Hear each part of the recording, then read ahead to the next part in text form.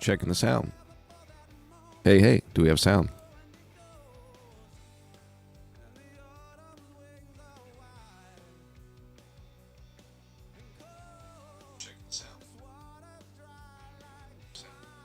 Wow, something's a little different today.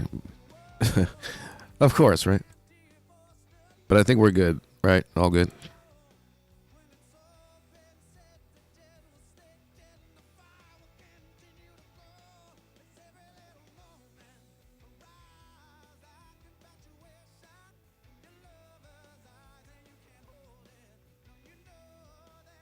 Is it a little bit distorted?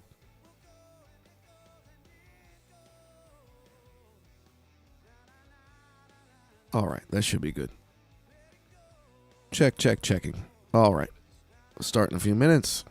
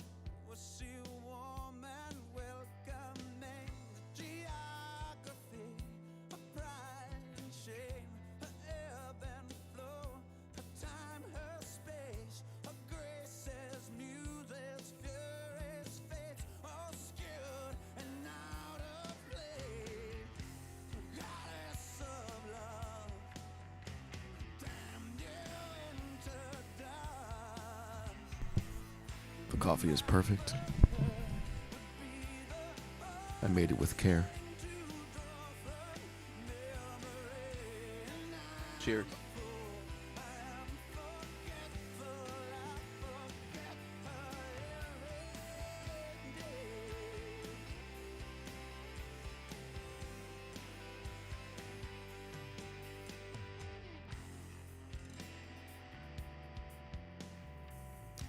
You made it.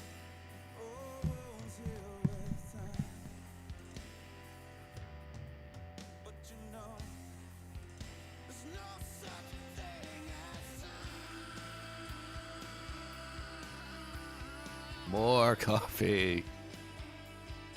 The Legend of King Moore.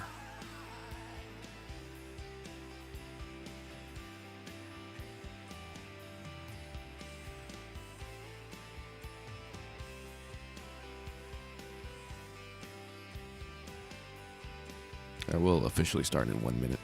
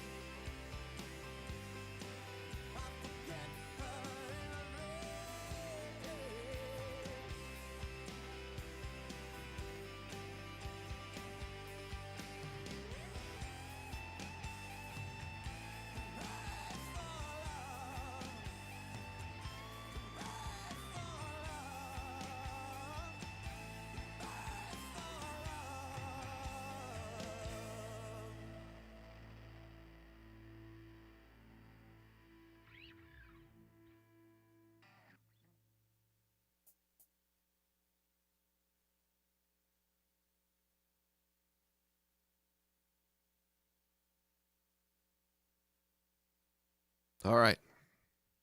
Good morning. Good morning. How's my volume? I think I'm going to turn it up a little bit. Okay. That should do it. All right. Checking news. That's how we do it.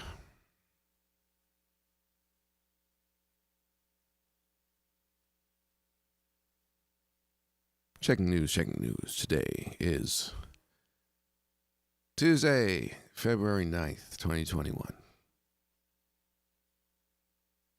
Very light news day today. What did we have yesterday?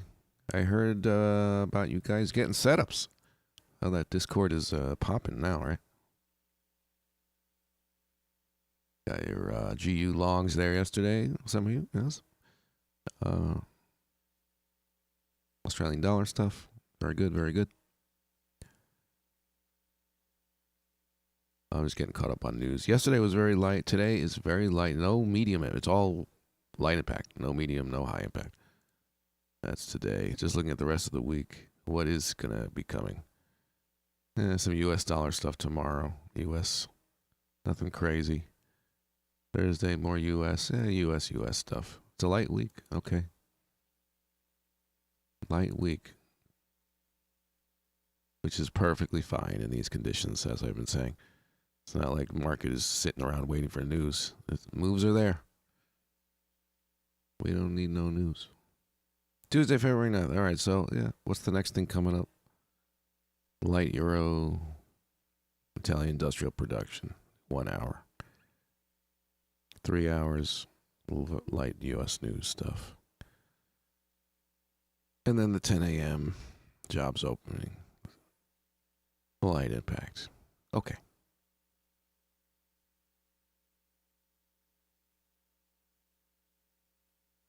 To the charts.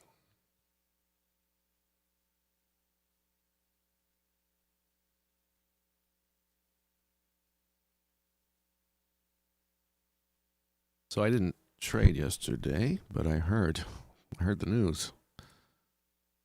Just want to see really quick. Are we going to be laggy? I restarted my computer. What can I quit here? Not much. Oh, yeah, I can.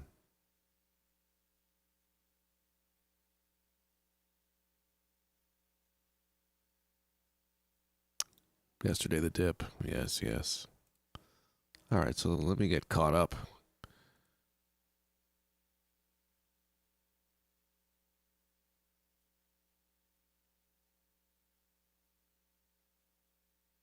I want to try closing this window.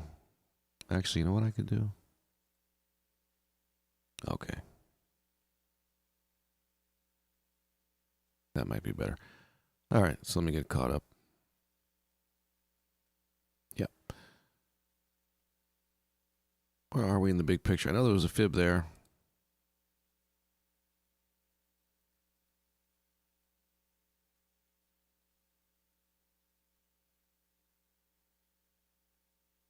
We had that already marked, but yeah, I like to start from scratch when I start again. Tuesday is my Monday. At first glance, it looks like a familiar, you get your few pushes up and an ABC retracement. We probably talked about this. And then as the pattern goes, it doesn't mean it's, of course, guaranteed, but we're working off this template. We'll see, of course, what the analysis says. But, the ABC is kind of clear here. The 2 moves down to fib. And then that reaction, it doesn't mean it can't do another leg down. We'll see. But that's kind of the template here. Potentially, if there's enough buying. But there's obviously a nice reaction and already moved a decent amount off of that fib. Let's see what's going on. Looks like generally we had weak U.S. dollar so far this week and Friday. Perhaps is the case here, right? Everything working good here? Okay. Good morning.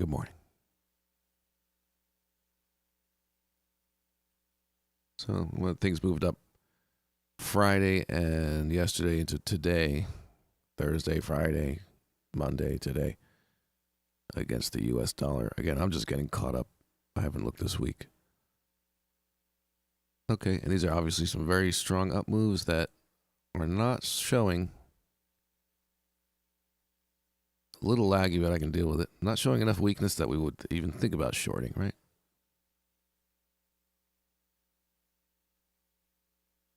Going long in an uptrend. Well, looking back at that fib, was there news Friday? What was Friday? Friday was not farm. Yeah, okay. Because you're looking at this going, well, if you're going to bounce off fib like that, wouldn't you expect some large demand to show up, right? But it was that wait and see, and then the news did it. But the main thing is we're seeing new high ground coming in really easily. There's obviously not much supply going on. We're staying bullish. And the volume behind it technically is, our high volume background is news. That's fine. That's a lot of activity. And simply put, look at the result, right? That's the result of all that activity. There was, of course, a ton of buying and selling, but high volume leading to higher closes, getting accepted on low volume, right? Most of you know this. And then here again, low volume, high prices. All as a result of that means we are bullish. Okay. Now, there was a bit of supply yesterday here at this price level, and then we kind of just blew through it. So that's where we are, extremely bullish, right? And that's probably the theme going on. It's probably pretty simple here. Again, sounds like some of you went long yesterday, so you're already on it. Very good. And you probably have everything marked up. But why do you guys even show up? Why do we do this? You guys know what you're doing. That's fun, right?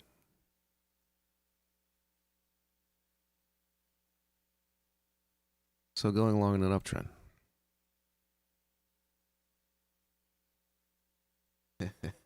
I can't get distracted by the Discord. I'm going to have to turn off the notifications.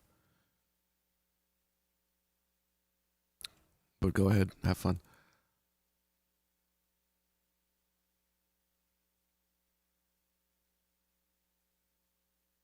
Yeah, I think we owe yesterday to Elon Musk and his $1.5 billion. Thanks, Elon.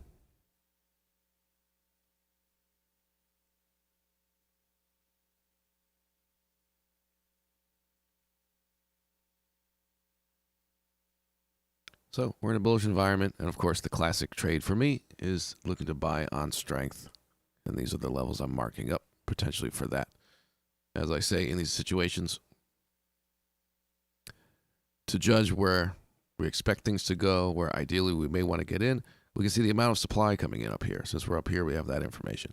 If it's very low volume supply here, and there's a long signal before some of these lower areas, I'm more, likely to take it, right? So the more weakness we see, the less I want to buy up here. I don't want to buy into weakness, and we would expect, I would hold out for lower prices. So that's something that we can look at immediately right now. Of course, we're going to have our spikes at the open, but this is not at a particular open. That's some real weakness coming in there, which is good, right? Let's give it a retracement of some kind. And of course, there's a London open spike, so we just have to deal with that, let that chill out. But if there's a bit, a new high ground tells you about weakness, that's a real deal. That's not on a high impact news or a market open. So that's the high price, and there's your volume, and there's your reaction. So unless it's kind of a really runaway bullish environment, which it might be, I think we should go from here down and see if we can get at least a test of this area for strength, see what's going on. The first spot we'll really start to find out about buyers is down here. And I mean, a really aggressive long could be here if it's really out of balance extremely. So we'll see how things develop. But the imbalance to the upside has to be there. Low supply, low volume, right, at high volume demand. And if the supply is just too high, right, then I'm looking to buy lower. And so all that is probably going to apply in some way or another to all the pairs here, at least so far that I've seen. Good morning. The crew is here.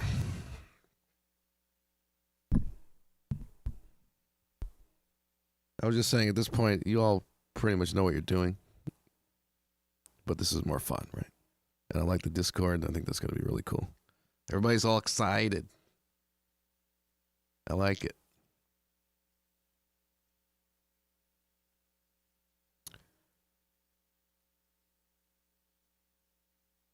Got the setups yesterday.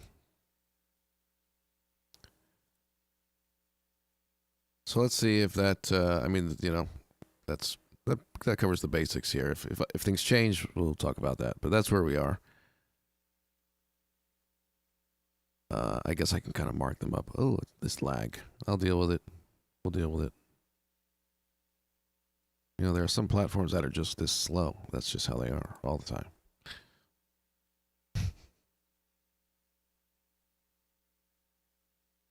So again, these higher buys are really dependent on the situation being right.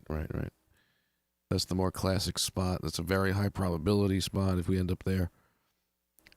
And but there are other options. But of course, would not be looking to sell anytime soon. Need some very high volume for that.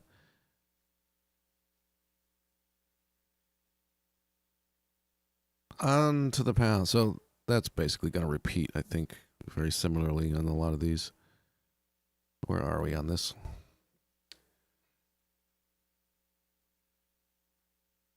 What's back there? Who knows? Who cares? Go pound, the mighty pound. It's slow and steady. So yeah, that's the same deal. That's when that's the most important thing in your background. There's your result. That bit of supply that showed up there was nothing. This area, we blew through it today, just getting even more bullish and extreme. And very little supply up there. So this is not over yet.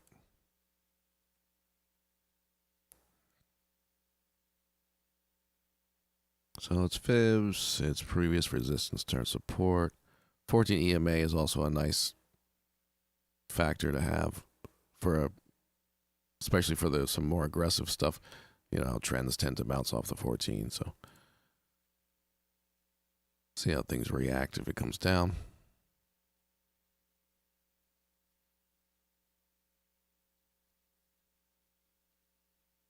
I mean, I guess we get new people. I don't feel like my channel is not like getting new people. It's just it's the crew. I don't know. Yeah, here and there. So this is just so you guys could sit back and have some chicken wings and watch me do the work, right? You probably have this all marked up already. Many of you. This is Trading 101 today, going long in an uptrend. All right. I'm watching this in 240p through a VPN because, yeah. at least you're here, man. I can handle your lag. Yeah. First world problems. Well, you're in a first world, but free country problems. It's complaining about lag. Free country problems. Let's see. Repeat. Of course, now why is this all the same? Everybody knows that. Why are we all doing the same analysis? Because the US dollar is driving things, and it is weak.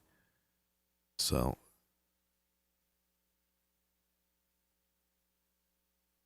everything's moving up against the US dollar, unless it's extremely weak itself, some rare thing.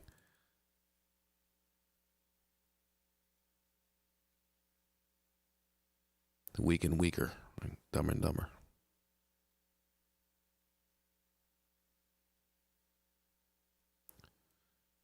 Resistance support, 14 EMA, fib. We get a little information here. We'll start to take in the information.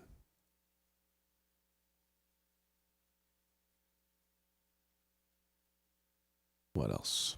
So the end pairs. Let's see what we get. Same thing. Maybe a bit more weakness and a real result off of that. So let's see if that is the case. on the yen pairs for yesterday. A bit of high volume leading to lower prices. Dip in volume off the low, right? I mean, that's a huge candle. It's going to be high volume. But you guys know that doesn't give you confidence to be thinking about buying there, does it? Okay, interesting. So the dollar yen is doing a thing with the weak US dollar. Yes. That is the story. Okay. Because, as most of you know, very often the US dollar and the yen are similar. So I'm looking at the US dollar, seeing how weak it is. Everything is moving up against the US dollar. It's weak. And more times than not, the yen is going to be similar.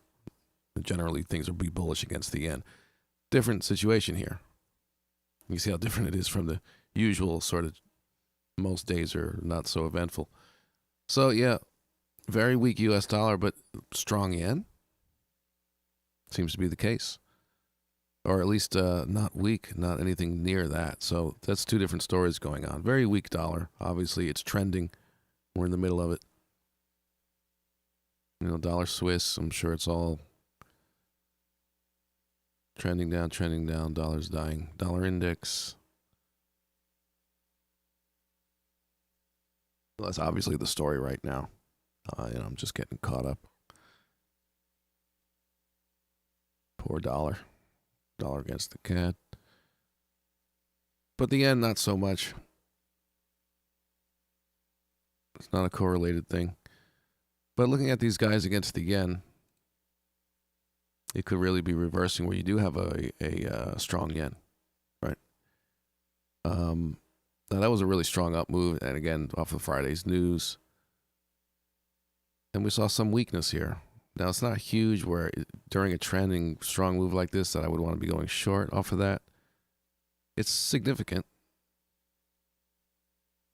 So it's the kind of thing where, we got to see what the yen feels like doing, really. We can get information on that. That's going to, of course, dictate all three of these, or pretty much anything against the yen. It's really about what do we think the yen's going to be doing. Which is not as clear as the dollar, that's for sure.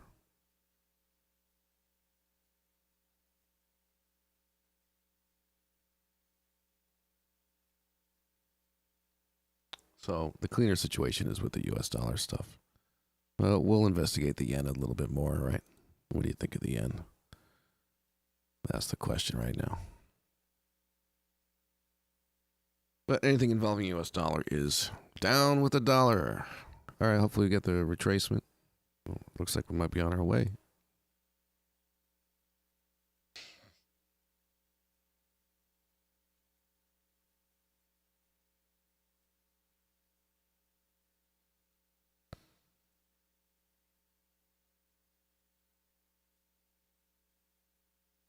Am I missing comments because I paused this video? Let me see. No, okay. If you know, it's Dr. Phil, because I do know. You took an EJ short off of that weakness. I wouldn't call that, well, okay, I was thinking of AJ. EJ, what did that look like?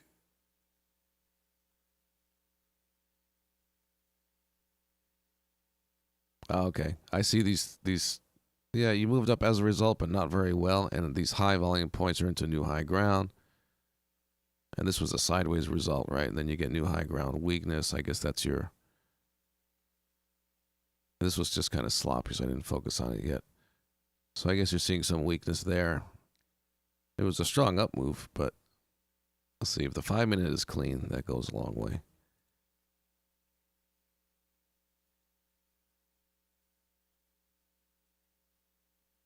So you caught that down move yesterday. Okay. Well, you must have seen weakness on an up move to start, right? You'd have to tell me where. Is it this?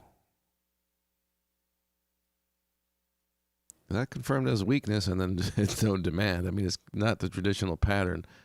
It's hard to put myself back in time in the situation, but It's not the cleanest.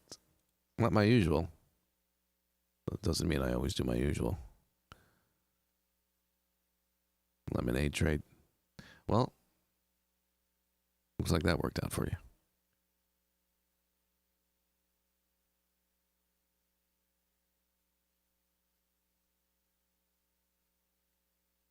All right, so bullish against the U.S. dollar. Getting a retracement, hopefully here. That's good. See where, if, how many buyers show up.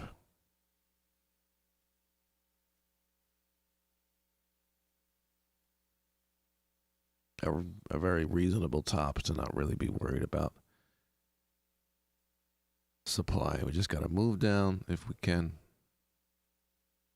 because I don't buy into the high. Well, it happens. It's not going to be right now. See what this guy's telling us. It's kind of low, quote unquote, sort of. Okay, there you go. That is not any sort of news or market open. That is your fib reaction. Not surprising.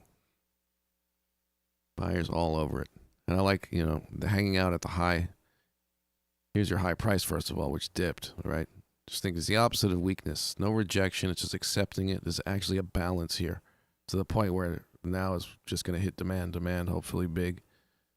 And I wouldn't worry about going long too high up. If it sets up right, where are we? Yeah, it's a fib from this move to here. 14 EMA. Pretty low supply. Valid setup. Yep. I may not have marked everything thoroughly here. Whatever. Well, there's that. If it wants to go lower, fine. And those buyers can just keep showing up on the way down. Oh, look at that. Well, this is the yen. Okay, so yen is its own thing here. Is the yen strong? That is the question. What do you guys think? Would you call the yen strong right now? Can we get a vote? You can't be fooled by this because we know the dollar's weak. So the dollar yen, yeah. But that's pretty extreme too. I think the yen's strong. Not extremely, but yeah.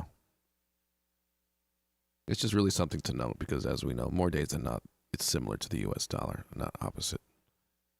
But there are whatever fundamental reasons behind that, whatever, who cares? But why? I don't know.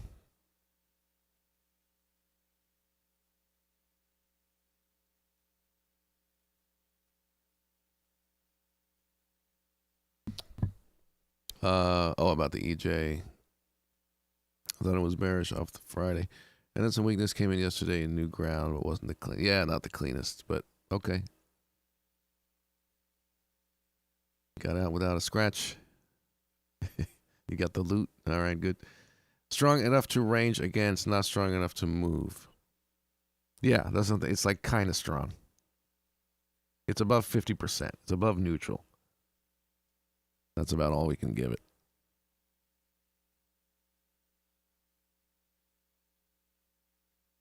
Say that for now. It's not neutral. It's not weak. It's a bit strong. A little bit strong. But let's keep it simple and buy against the US dollar today. Look at this. Let's go hunt some stops. Let's get some people to short.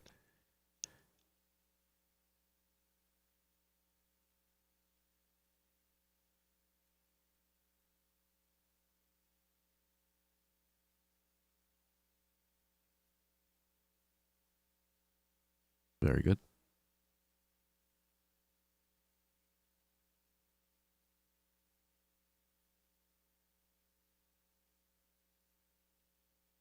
So if things go as typically as possible, like really, really based on the template here, lower prices will consistently be showing volume increases, right? So for example here,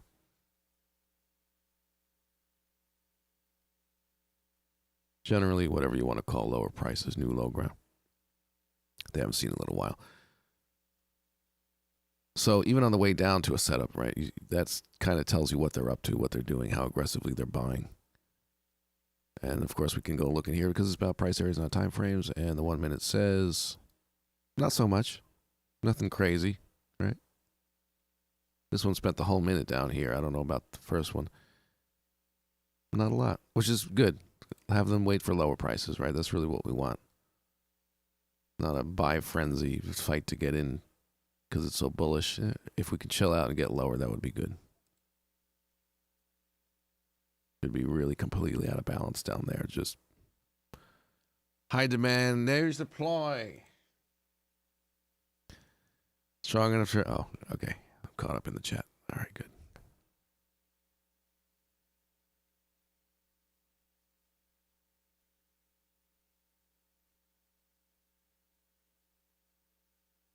I wonder how many people here are actually trading cryptos at this point. Maybe a third? I don't know. But the next challenge, I don't know if you guys saw the video that I posted a couple hours ago. Because like I say, I dabbled in day trading on cryptos and just went with the swing trading, you know. And then now I wanted to see if I could really pull something out. Just buying and, you know. And that's something that'll be cool. I'll keep up with and do. How many sessions back do you usually go when judging accumulation? Are you also putting out an intraday course for the crypto? I might eventually. That's not the plan. Who knows? Right now, it's just if I could show for a period of time how I'm doing it, and it might not need a course, or it might be like, okay, there's more questions than answers. Maybe I should do something organized. Who knows? Yeah. I mean, if I was really planning a course, I wouldn't go share it. So I guess I'm kind of not. But who knows? Whatever's needed. So yeah, as far as how many sessions back, the main thing, as you see, like Fridays, my eyes go to is what's the highest volume in the background, and what does that mean, and then kind of fit around that. Okay, and then what happens since, where are the other high volume points that are not as high or whatever. So for example, this stands out, and I already knew, in this case that it's the first week of the month, and you get that Friday news, and the uncertainty of moving up off of this area is clear, because we know if buyers really expected the up move that they would be all over it here, right? We all know this. So this reveals the uncertainty, and when the news came out, it cleared up the background. So knowing that it cleared up from Friday, I just ignored it. It was kind of a reset. Okay, so we're bullish now. And it literally, changed the direction of things, and that's what non-farm can do. And it made the U.S. dollar very weak or whatever. So it's knowing that that's the most important thing in the background. That's our background, right? That's where the most of the positions are. That's what's playing out. And then okay, what happened here? It's a new high ground, limited supply that could have been much higher, showing, okay, not so imbalanced, not so bullish. And that's really all you need to know in this case. And then, of course, here, showing very little weakness. So in other cases, if we had low volume for a few days and then some higher volume, I had to go back further to see what's going on, So it's really focused on the high one in the last few days, and then kind of, okay, what did the rest tell you that are kind of around it? And then you put the story together. Where are they positioned from? In what direction? What are they doing with it? Are they getting out? Are they holding? In this case, holding. Does that help? That's a good question.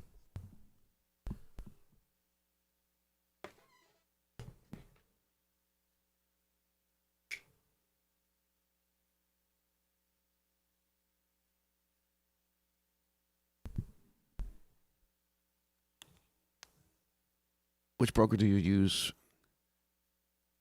for your volume fee? Oh, yeah, here is, at the moment, it's the Forex.com, which is, you might not know because it just says Forex demo, but that's because it's Forex.com, yeah.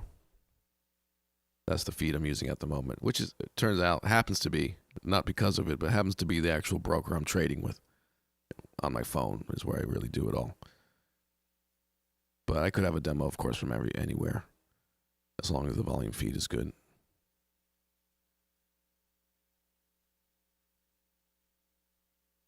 If anything looks funny, I don't know. You tell me, guys. If you're looking at other, I can always check Trading View, but things are a little laggy right now. I think it's been good.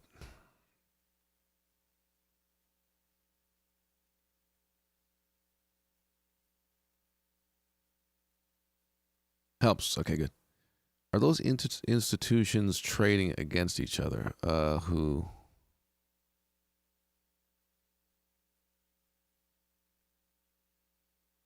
Who in particular?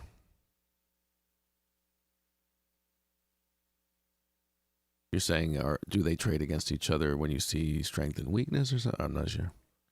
I think of it as one person or a consensus, which I guess comes down to back to the Wyckoff stuff. The high volume. Smart money in general. Right.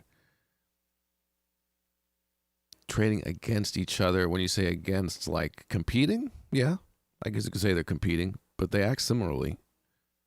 So a lot of times they're on the same page.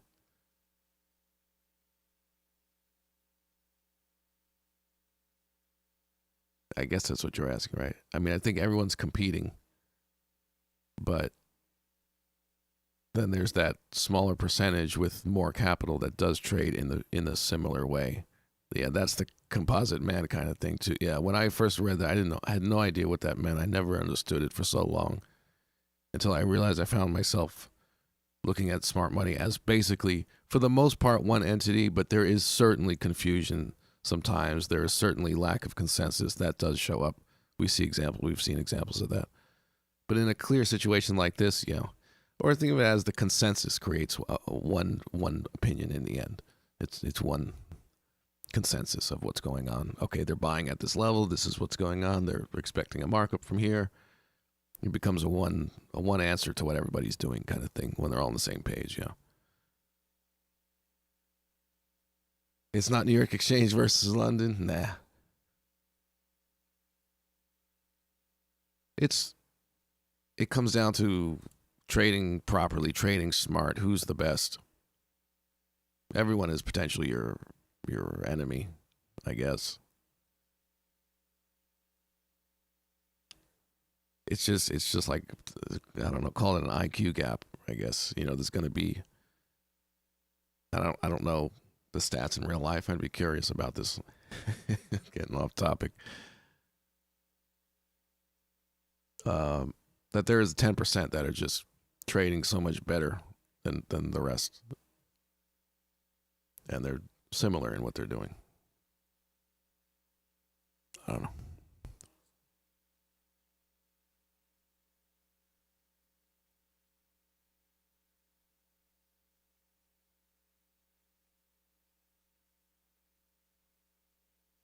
Yellow box is a trampoline. Yes, very often. If the volume is there for the bounce.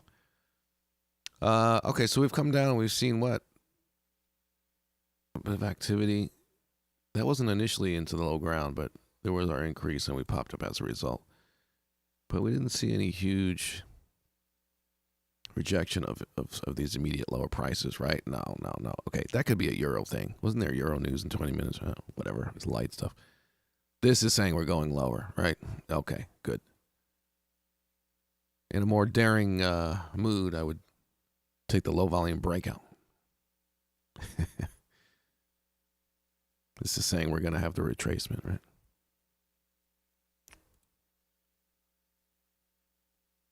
And as price comes down, watch those lower prices. Yep, buyers are chilling. They're smart. We're good. We're waiting. We don't need to buy up here if the others are selling and willing to bring it down.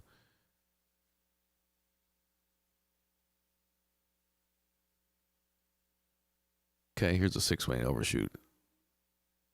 Just got to do that because we're in a bullish environment. But not a lot of, initially in here there was. But we didn't stick with some crazy amount of volume here. Let's see. I'm hoping we go lower, but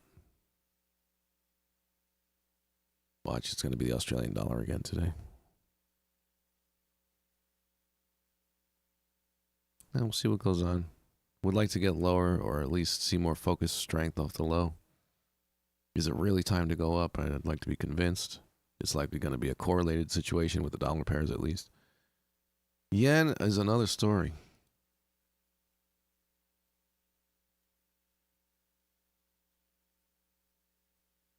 And they may get on the same page today, but they're having their differences, the dollar and the yen.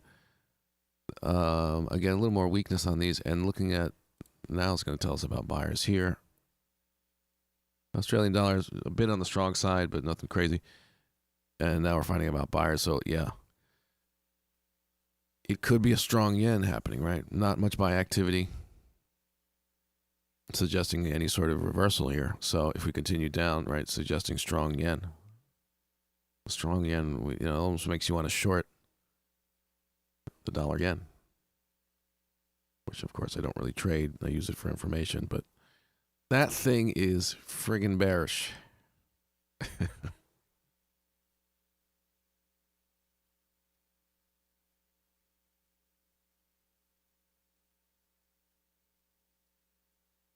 So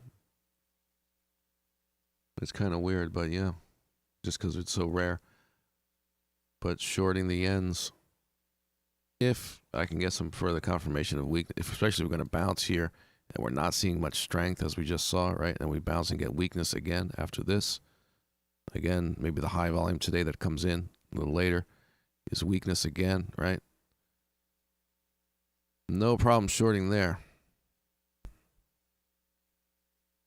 So we kind of have opposite.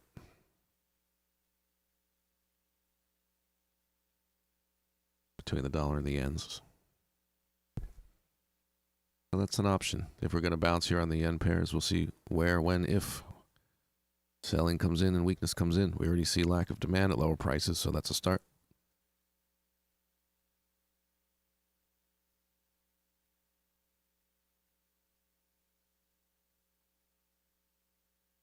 Very good. Got some music roll, doobie. Oh gosh, don't run away now. I think we have strong euro. Besides that, the others are on their way down. Yeah, that's the thing. See, if all the dollar pairs were doing that, it'd be like, didn't get our chance, but okay. And so here we're going to test for supply here at 14 EMA and whatever that line is. What is that line? Oh, yesterday's high.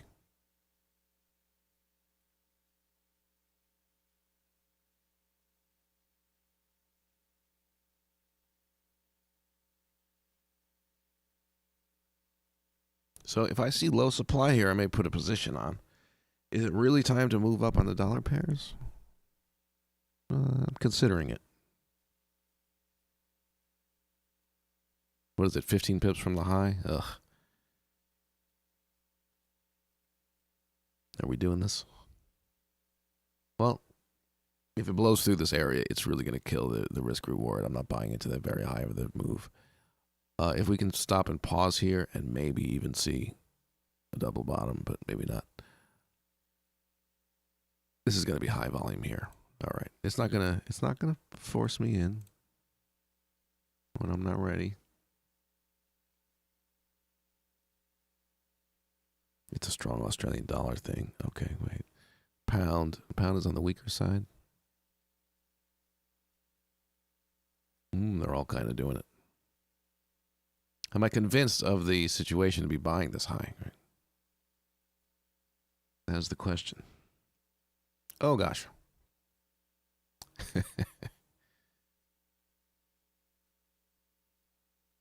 The GU 1 minute. It's high, which already makes me a little tentative. And then if it's just going to run off, like, okay, come on. That's fine. I don't have to be in this. It's early. Oh, yeah, off the low, yeah. That's it. 40 minutes after the hour. It's not on news or anything.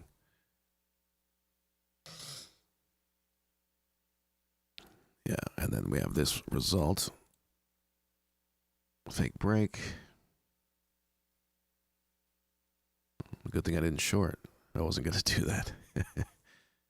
Not in this bullish environment. Don't run off. Come on, be nice. Who's in such a rush? Everybody.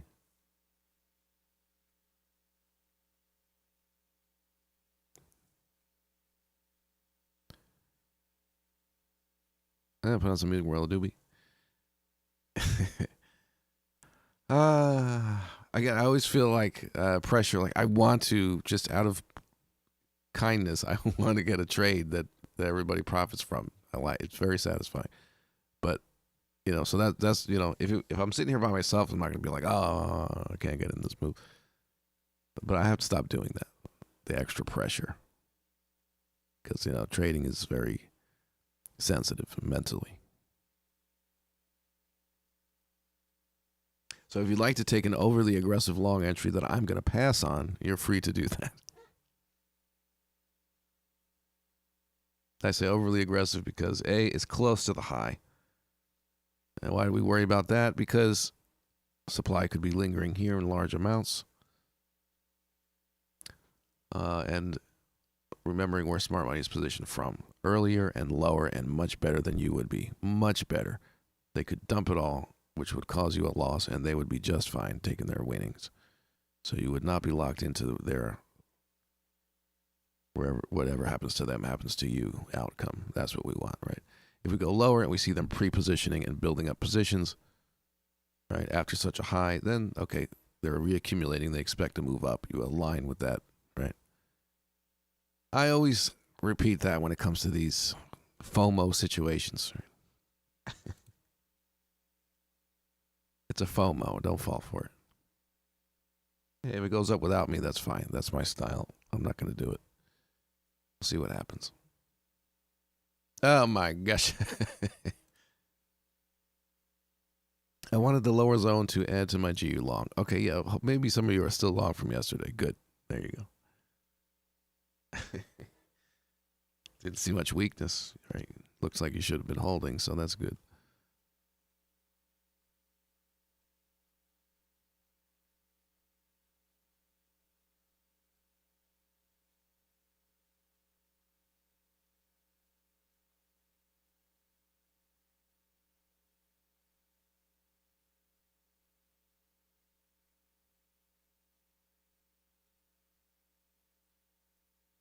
This really all goes back to the Friday news, resetting the background.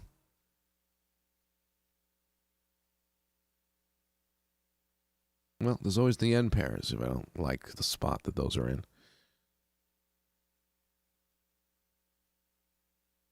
Which could set up to the downside. I am going to watch out for the dollar and the yen like realigning. But for now, we're treating them as opposites.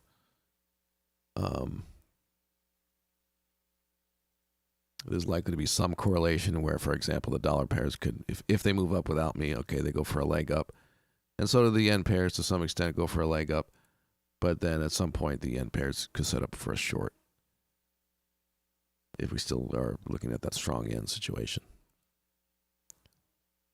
London buy trap, spike reversal, New York session longs, cross fingers. So a buy trap, okay, I like that. Spike reversal, yes, very possible. So they're getting crafty, huh? It's not just don't buy, let it come down. Let it hit some stops. Buy low. This is a trap in whoever's willing to buy. The FOMO people. Anyone left. And then they could mark it down. Yeah, well, they could sell off some at that point and be doing just fine. And then buy into the lower prices. New York session. Yep. Very possible. Steve G as Patience Padawan. Always comes back to Star Wars.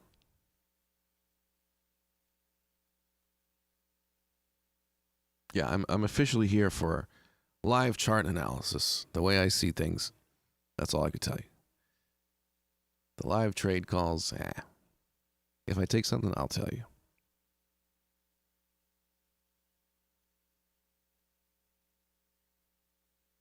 No pressure. Cosmic World Doobie.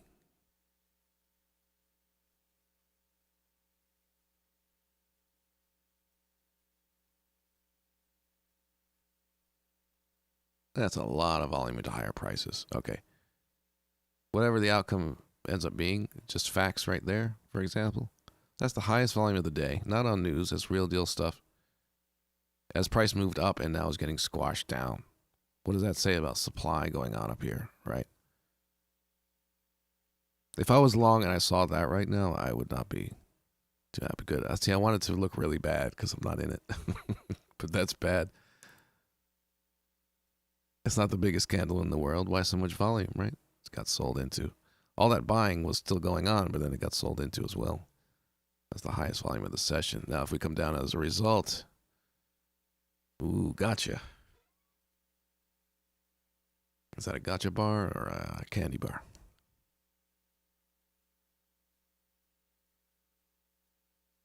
A lot of supply coming in. You guys are on it. Your dollar as well. Uh-huh. We don't fall for that shit.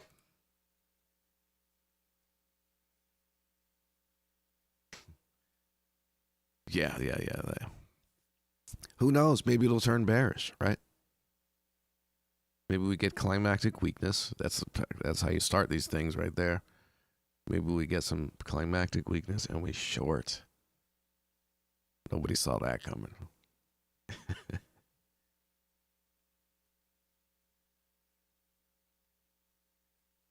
Imagine that. But there's a lot of volume behind it. It was a very strong move. There was a lot of volume on Friday's news leading to this. It was like the market decided weak US dollar. That's it since Friday. So for that to change, yeah, it's got to be very convincing, right? You can even go to your dollar index. I don't know if you want. I don't know how good the volume is on that. It's probably useless.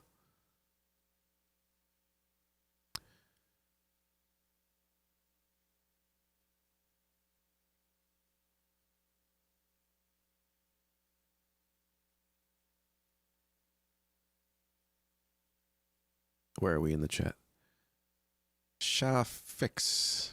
Hello. Supply. Okay, yeah, you guys see the supply. I felt like lately most of the setups are playing out at the end of London session. 50 GMT. Yep. And then the move is started. Yeah. That's the way it's been for a while. I can tell you now it's been so long, it's like I talk about the old days when the pattern of the charts used to be. I'll tell the young people here. So starting somewhere in the cycle, okay, let's say you were bullish. Asia, it would be like clockwork when things were clean and normal. Asia session was the retracement. So if you're bullish, right, by the time you get into Asia session, you're moving down, right? And then as you get into London, you're already looking at good. You want to be lower to buy, so you're in a good spot. Things kind of warm up. There's no London open spike.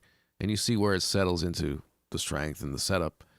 And that plays out into the U.S. session where now there's news and craziness, and that's going to just make the charts a little more sloppy, and that's it.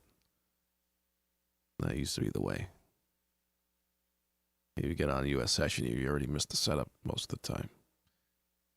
Back in the old days.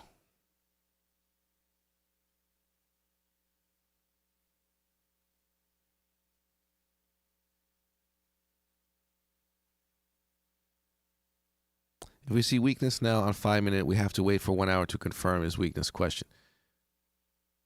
Technically, yes. You have to wait for an hour, and then you have to wait for the second candle to close down to confirm weakness. Technically. If you're going in sooner, first of all, you'll be surprised as you're waiting for the setup how time passes, and you're like, all right, the 1 hour closed, and I'm looking for it to test automatic support, It takes a while anyway for the setups. Right? That's the first thing. A lot of times. But if you're going to get in before the 1 hour high volume confirmation weakness, changing of our direction, changing our background, then just be aware of that. Know that it's a little more aggressive and see at least how it's progressing. Maybe you have the 1 hour closing, a big pin off the top, and then the second candle is red and it's got 20 minutes left. Okay, you're pretty much there, and you're not seeing demand. Okay, you're pretty much there, But it does give, a sense of, okay, if we're going to change direction, let's wait. I'm not going to take the very first weakness, no demand, bam, just get in. Just because it's high volume on a 5 minute, of course,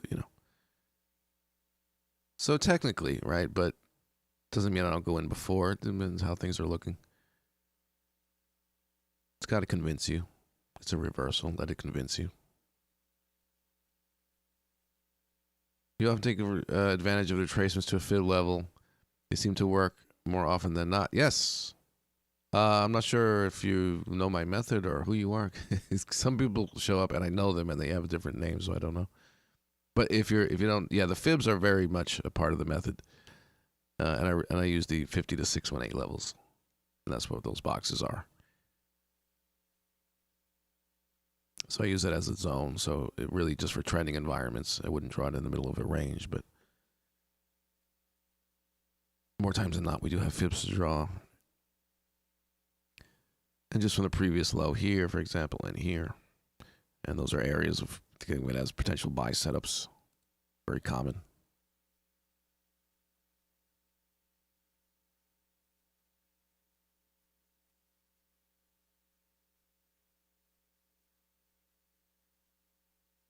Oh, you saw my baby Pips thread. Okay, cool. From so long ago. Watched a lot of videos. Cool. Yeah, that's the best thing. All right, cool. Very good. Welcome. Welcome here. More times than not, I'll be doing this on Tuesdays and Thursdays. It's been 5 months. Oh, okay, good. So you're really learning it. Okay, good. Cool. Probably all starting to come together after 5 months. Good stuff. And yeah, if you don't know, there's the Discord chat now, so you can all look at stuff together. The link in my last video is there. All right, so what's happening here? It's going to go without me? What am I going to do? Cry about it? I don't like it.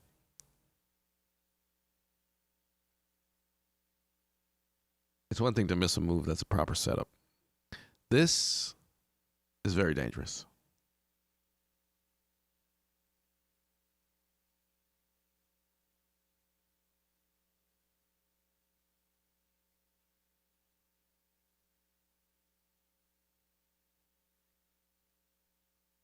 Could be the end, huh? Possible. Interesting twist. All this volume is the up move. Let's see what happens. Cool.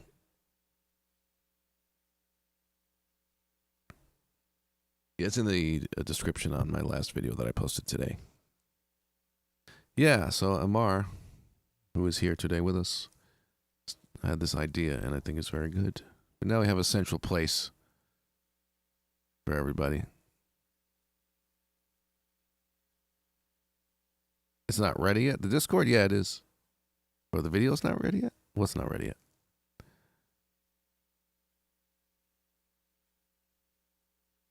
Should all be ready? Nick, what's up? Miss anything important? Well, to summarize, Nick, we are bullish against the U.S. dollar, but it's starting to run off and hit some suspicious weakness. It could be climaxing and reversing. Who knows? But it's kind of wild. Things are just wild right now.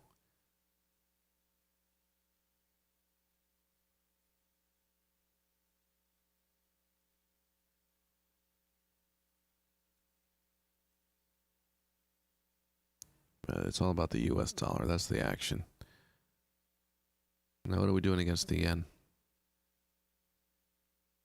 Moving up too. So is UJ going to chill with its imbalance? Perhaps. All right. Patience, patience.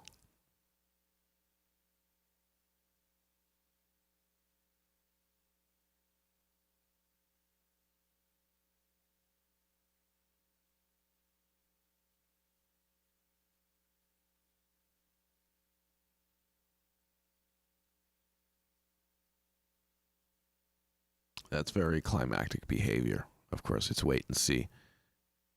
But that's very often how it starts, of course, right? Which gives you the widespread deal. And that closes in a minute. So it's not exactly getting squashed down. But the thing is, you know, from 1 hour point of view, this didn't pop up. It didn't spend the whole hour up there. Let's kind of just like see what it was. It was really the last 15 minutes. If you get what I'm saying. The last 15 minutes of that 1 hour was really what went up into new high ground, where that really high volume could come in and make it bearish. If we look at the 15-minute, which spent its whole time up here, there's our weakness,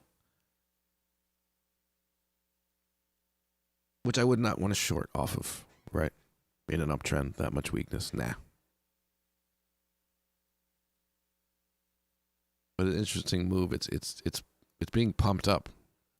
It didn't move because of the normal, usual situation, right? Where you had a clear imbalance and it took its time and tested and did its regular patterns. We already know they're long, and it's obviously in their interest to see higher prices. That's all good. But for some reason, unconventionally, it's like this pump blow through the sellers right now. Who cares about the regular patterns and the testing? Just blow right through it. For whatever reason. Could be fundamental, I don't know. Reaction to something, I don't know. But from what you guys are saying, yesterday was the long setup that you might have been able to hold some of and still be in. Because, we came in today bullish, not seeing much weakness. Just looking to get in long. And if this, valid setups yesterday, this is that playing out. We weren't really able to come down and get anything yet today so far. And they're in from yesterday and Friday, right? So says the background. So, it makes sense why they would want this. But it's an unconventional way how fast it went. No entry up here that I like. And we'll just follow the storyline from here.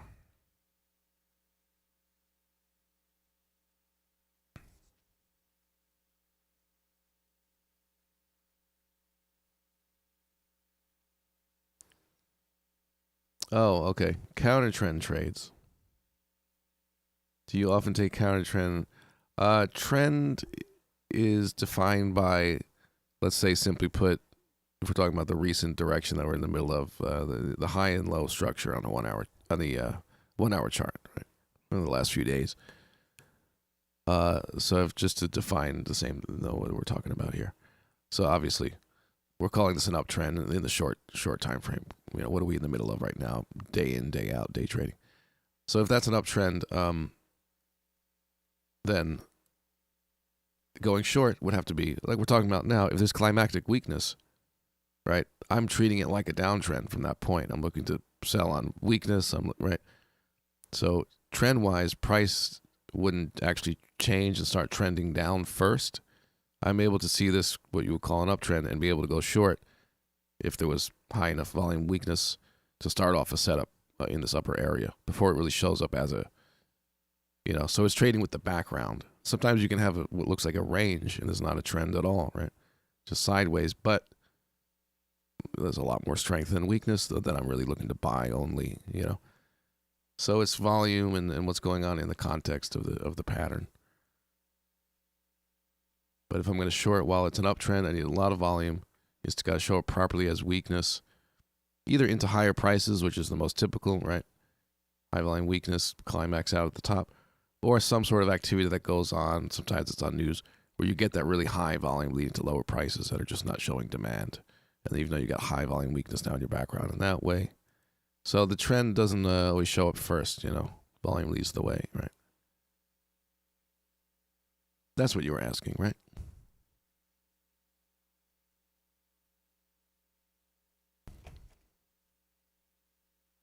It's like knowing where you are in the context of the trend. What's the environment? Carla, is a larger 618 EU a good place for a spike to buy lower? Is it's a large? Is it? What is?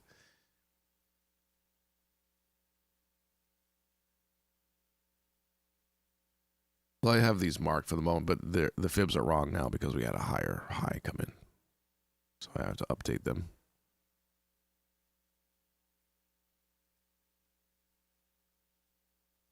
And again, if we're seeing generally from a 1 hour point of view, nothing special going on here volume wise, we're just staying bullish, right?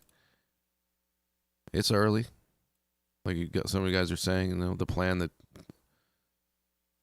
leads you to New York is set up.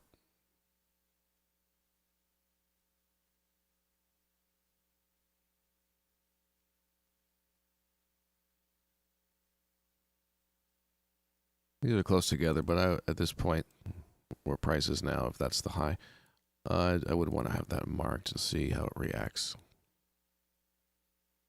Oh, so laggy.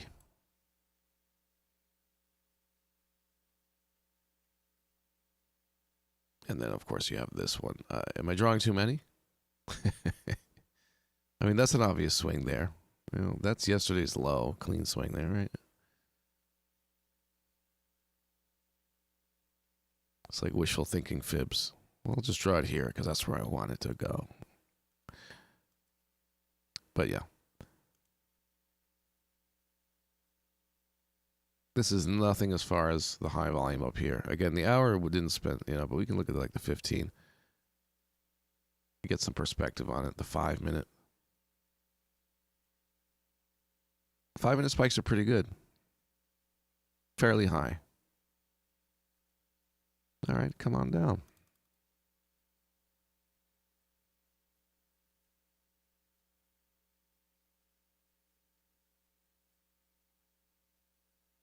Oh, you're talking about a daily chart. You guys are all thorough and stuff. Well, this, right? We're talking about this now? All the way down there.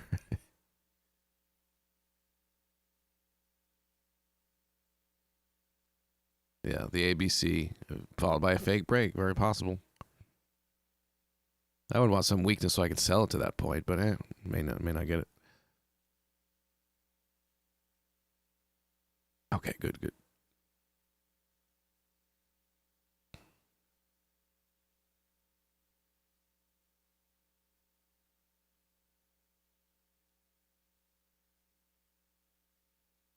So we're taking it in. This up move is very unhealthy. Very unhealthy. Dysfunctional.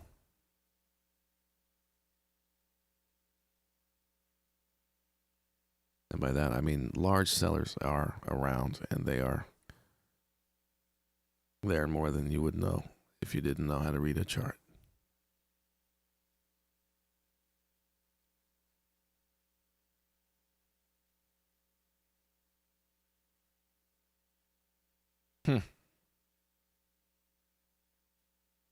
Is this the end?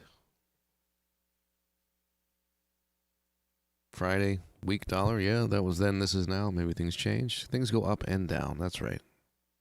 Two directions. I'm going to follow along.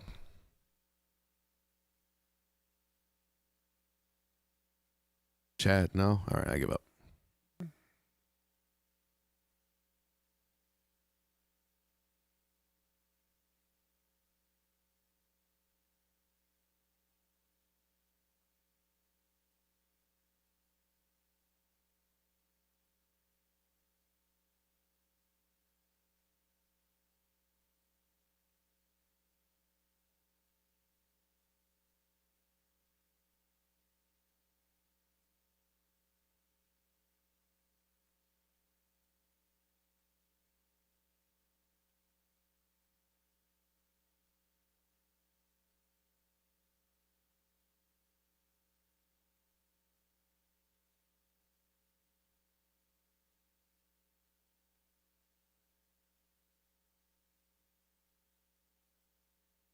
Well, the cryptos are still going, huh? Yep.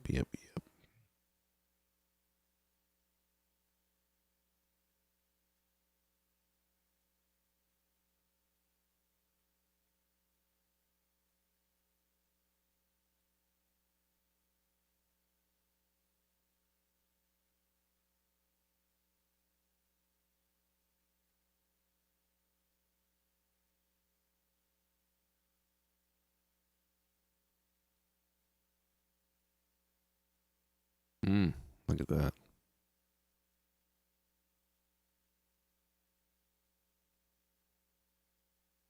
Certainly a mix of buyers and sellers now. Just both very active. We'll let things settle.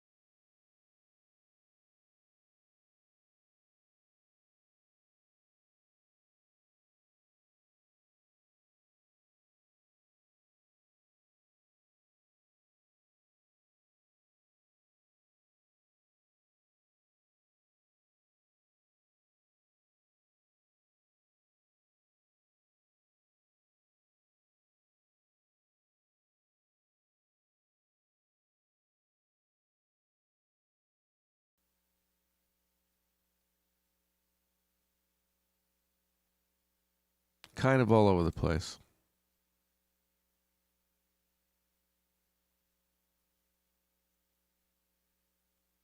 Kind of very dangerous right now.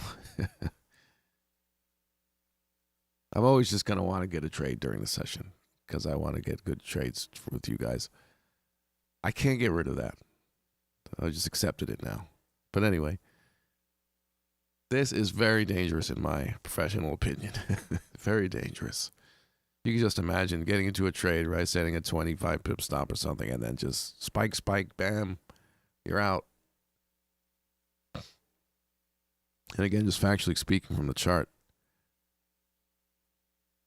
buying and selling in large amounts sort of very aggressively. Very unpredictable.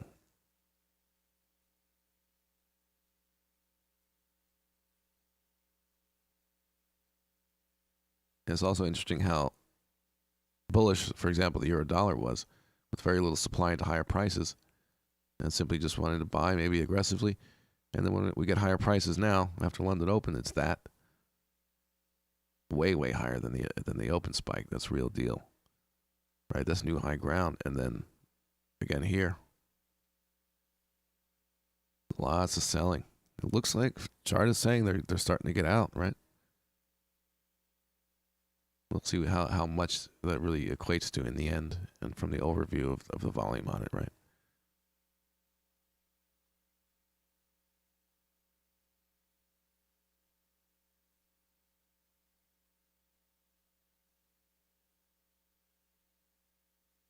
So every day something different. That's what we have at the moment.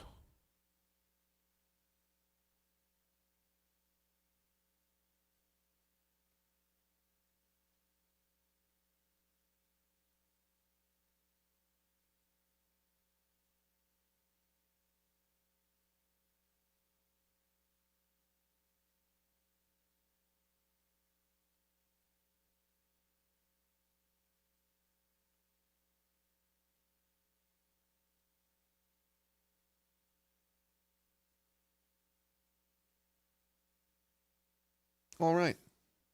Put on some music while it'll do me. Any questions, let me know.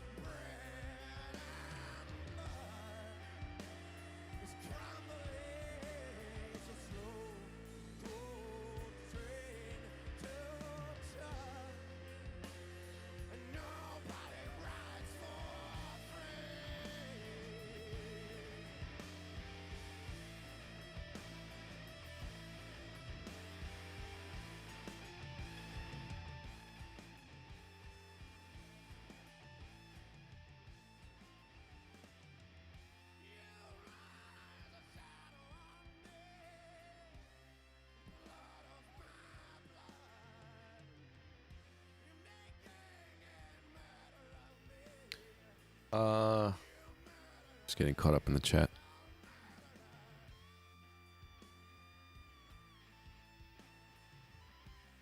Is Euro too far away from daily support for a double bottom?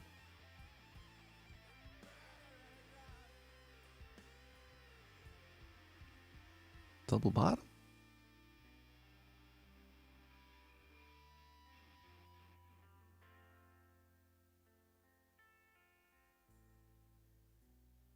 Double bottom. I'm lost. Unless you mean Euro something else. Nick, my volume on FXM is different to yours, which is a worry. Yeah, I don't know which one of us should be worried. Both of us. Yeah, I can look at TradingView at a couple other brokers and see maybe what's going on. I don't like that.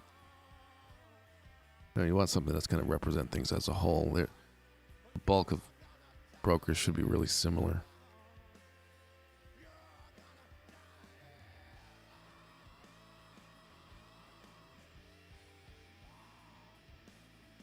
But, I mean, things have been fine for me with Forex.com. If there's something in particular that you're seeing different, let me know. Or maybe it's just kind of all over the place.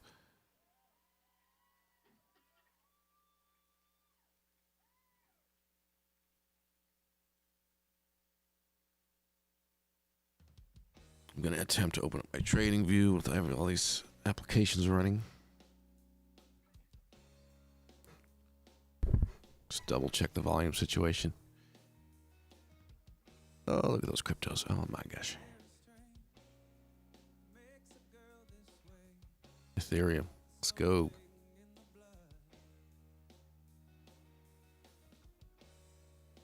All right.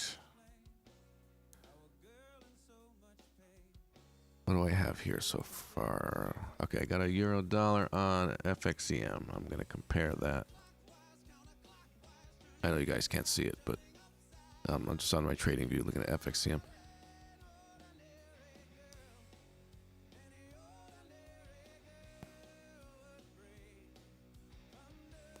Comparing euro dollar. Thing is, I wouldn't be surprised right now with this sort of madness that we have some differences at the moment. A little more than usual with this going on. That doesn't surprise me. But it should generally tell the same story. That's the thing. My volume spike could be nowhere near as big as yours or this and that. But if they're, generally higher and lower telling the same story, that's fine. Let's see. I mean, if I see two and they're basically telling me the same thing, then I'll trust it. Now I'm just looking at AJ. Let me just compare that. Just pick something at random.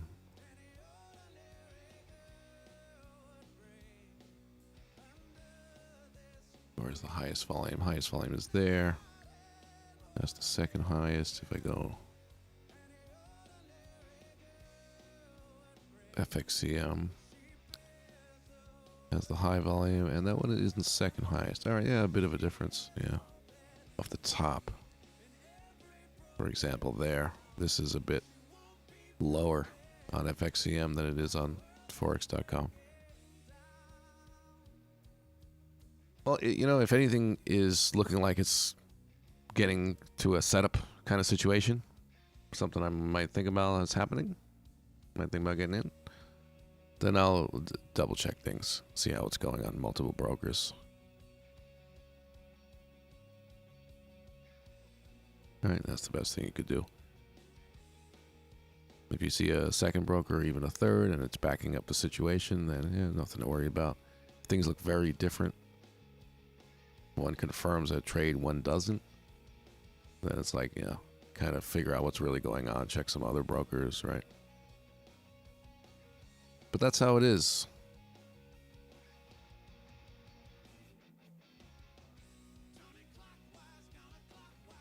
So yeah, I would do that.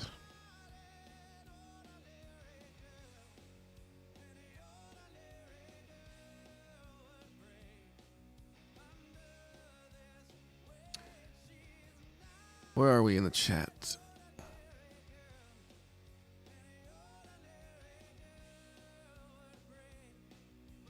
So yeah, volume might be a little different from broker to broker today with this sort of odd, increased pops in activity in both directions. Wouldn't be surprised. But yeah, so anything resembling a setup, I will be checking multiple brokers. All right, good.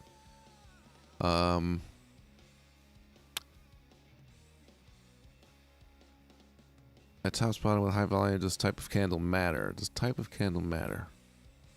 Well, it's in a simplified answer, yes, it does.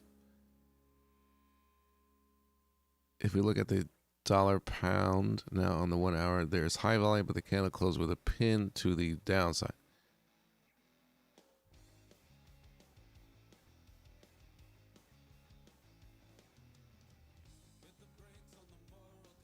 The thing is, I'm not so strict about wanting to define everything by the open, the spread, and the close, and the volume, and that's it. You can investigate a little bit. And if you're talking about this candle, for example, I mean, what this candle tells me is obviously the thing that first stands out is it went into the lowest price out of all of these. And that's new information about buyers. And you see the way it did pop up off of that. So there was obviously an increase in buy activity into those lower prices. It's a fake break bullish pattern. All right, so the close tells you that, and then you can look at the 5 minutes, see where is that concentrated volume really in there, and is it truly off the low to really show strength? But really, the candle, when it comes down to it, or a bar or whatever with VSA, it's simply telling you where price was when it started, where it moved during that period of time, and then where price was when that period of time ended. It's not the most telling thing in the whole freaking world, But it certainly is something to, like for example here, if this candle closed up near the high and it doesn't have a large pin, it doesn't mean that I'm not going to go to the 5 minute and see a perfectly forming short setup. It's just the time that closed at the top of the hour, price was up there. Maybe it was seeing huge weakness. And eventually that confirms down and whatever, and it's all good. Rather than the traditional rejection kind of candle up there saying weakness. So you can't really totally conclude just from that. Hopefully that helps. Am I on the right topic? What are we talking about? Did I ever make an automated system VSA? No, I did not. No. With VSA elements to filter. Nah. I had a attempt with automated systems a long time ago, and they weren't able to. It's so much more than you think when you're planning it out, and it ends up just not working as good as a brain. At least for the way I do it. It's not really something I could program so easily on MT4, at least. Maybe Chad can do it. Chad is secretly working on the EA.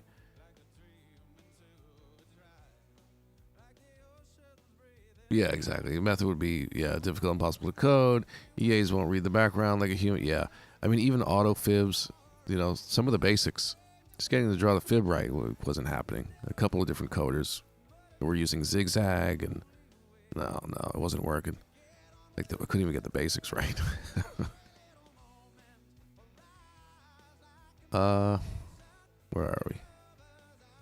I'm jumping around. Okay, I'm covering the comments though.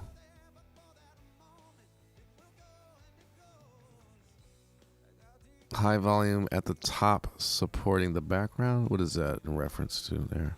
Oh.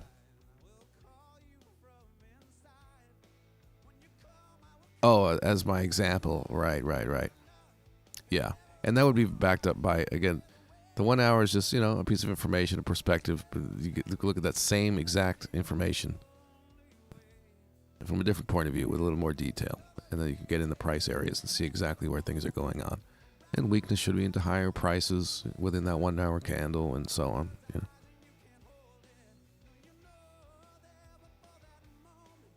Where are we now?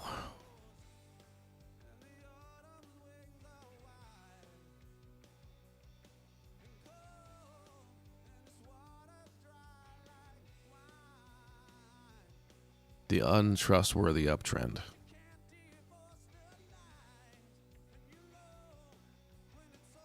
See, I go to the 1 minute. It doesn't matter. It's just how we're laying out the information. It's all exactly the same. Tick data. At this time, price was this. At this time, price was this. However you want to organize it. Some guy invented candles. I don't know. I guess that works. It's fine. But more about price areas and what happened there, right? And you see the selling into the up move. So this trend is either looking to reverse, or at least you would want to wait for a retracement and an imbalance back to seeing, you know, more demand than supply. If it runs off without me, that's hindsight. Very dangerous to be buying here.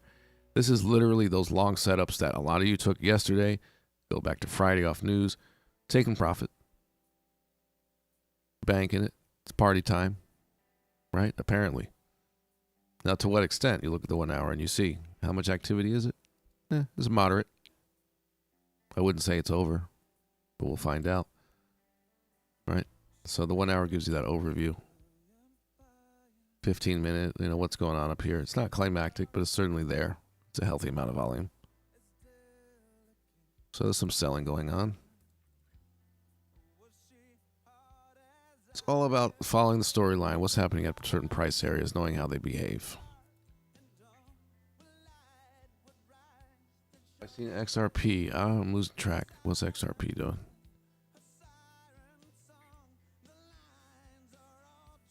On another broker besides Coinbase, it flew up. I don't know about that. I did not hear about that. A lot of speculation. The court case. Oh, yeah. Well, XRP is the one that was discontinued. Right. Yeah, where I left off with that was I bought off the low, thinking, all right, I'll believe it when I see it. I don't know. Right now I'm buying. And then price moved up a bit and it saw some huge weakness. And then I got an email from Coinbase saying, yeah, you're no longer going to be able to trade it. So I'm like, okay, dump it, get out. And that's it. I have no idea what's going to happen with that.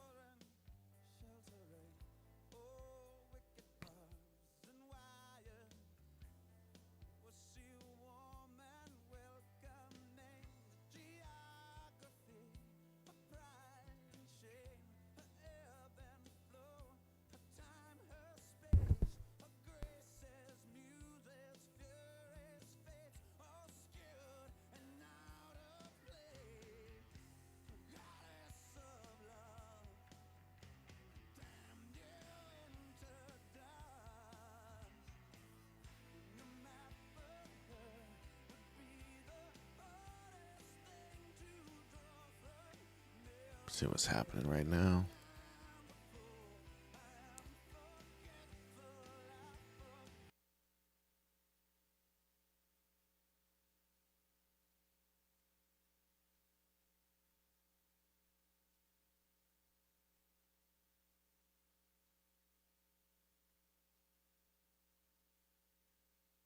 Wow. Cryptos are an ATM. Also, Algo has a bit of a high volume weakness coming in there. What's happening up there? Maybe I should sell some of that. Algo.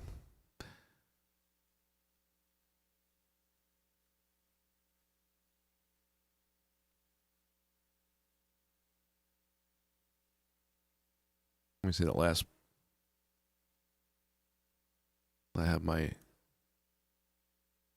day trade position, so to speak, swing trade position. But I was just flipping through the charts, noticing Algorand. Algo. I probably pronounce all these things wrong. That's how much I'm in a bubble. Doge. I don't know. I just read charts, mispronounce things. When did I buy that? How much?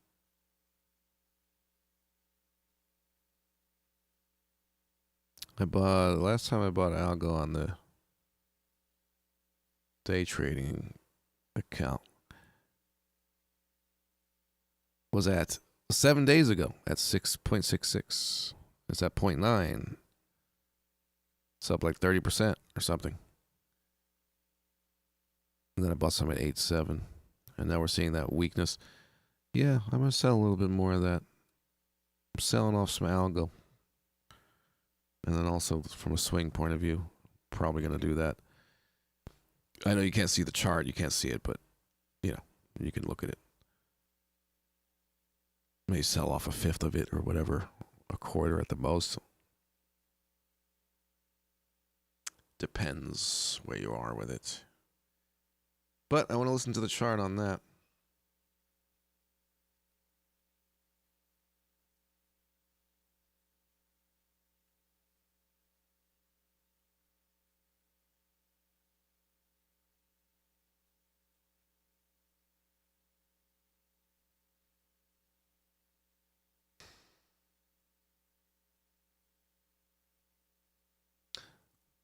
Oh, really? So you can trade? I wouldn't touch XRP. I would be afraid to touch it because I don't really. That's the first time something actually came true. Like, really? It actually might die. I don't know. Can you show your crypto screen? You have exactly the same charts as me. They're not even marked up. I swear, there's nothing to see. You know my template. Yeah, what do you want to see in particular? Are you not able to see it? It's easier for you than me to switch. But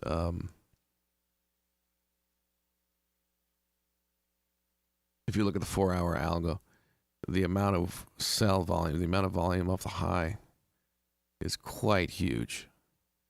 We are really far away from the 100 EMA. We're on the moon. So I am grabbing some of that.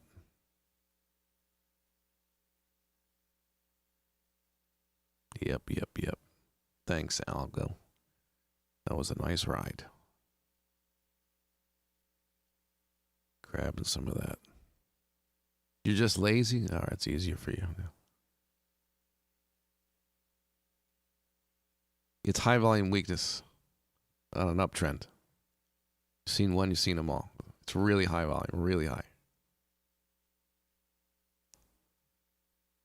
Shit, I have to go back to, is this the highest volume ever? Oh my God, maybe I should sell some more. It's the highest volume ever. At least on Coinbase and on the 4-hour chart. Yeah, highest volume in the history of it. Okay, at the top of a really strong, fast uptrend. I'm going to sell off a little more. Yeah. And definitely some on the swing account. Okay, I got to get going on that. Hold on. It's the highest volume in history. Showing weakness. Bearish reaction confirmed. Price is still nice and high. Got to grab it.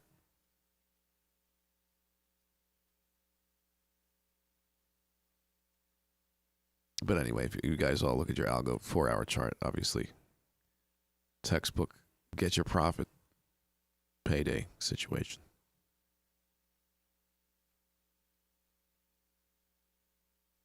Of course, I'm going to leave some on, though. Just a lot less.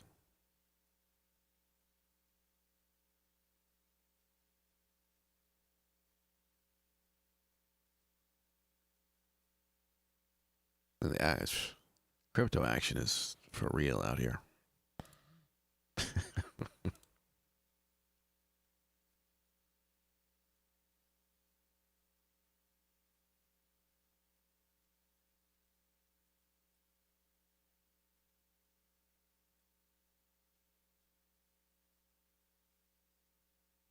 All right.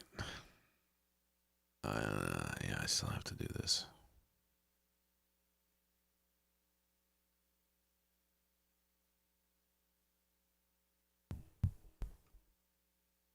What's happening on these guys?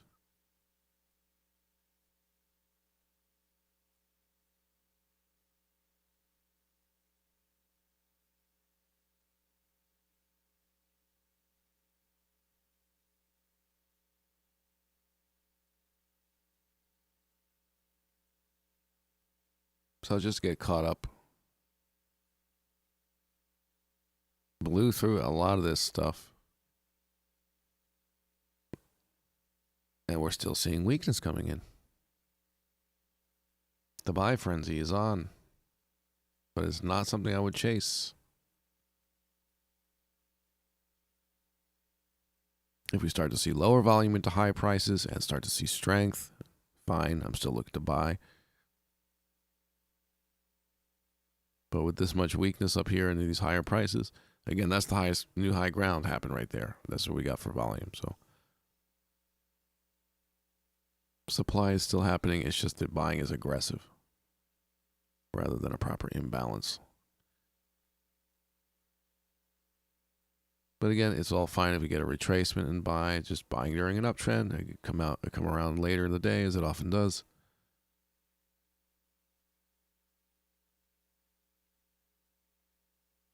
Or a climactic weakness to short, whatever may come of it.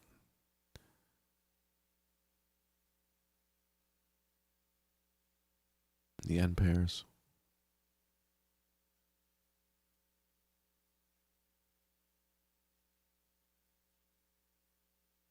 For now, it's really the opposite with the yens, looking for up moves and weakness. The yen is on the stronger side.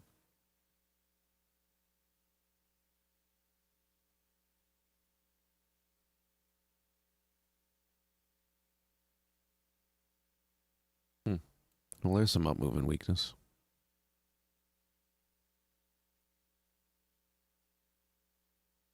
Where are we on this thing? Yeah. It's been a while since I took anything on EJ, right? Kind of got sloppy the last few years. Less often.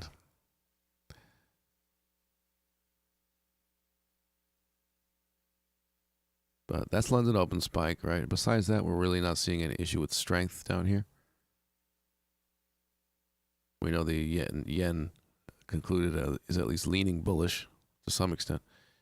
And then, of course, the selling came in, and that kind of showed up everywhere. But in this situation, it's giving an imbalance. 14 EMA test for buyers. Volume's fairly low here.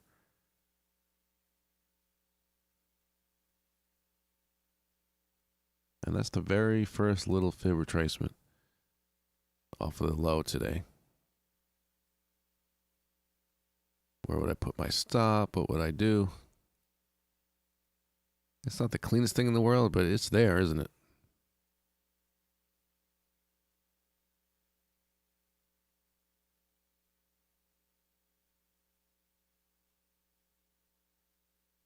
And then there's that one.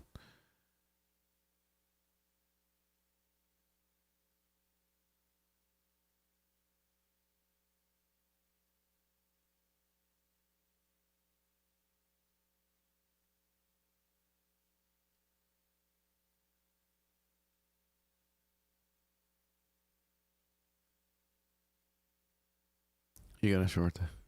Oh, you got a short, what's it called? Oh, you're scaring me with that shorting crypto stuff. Scaring me.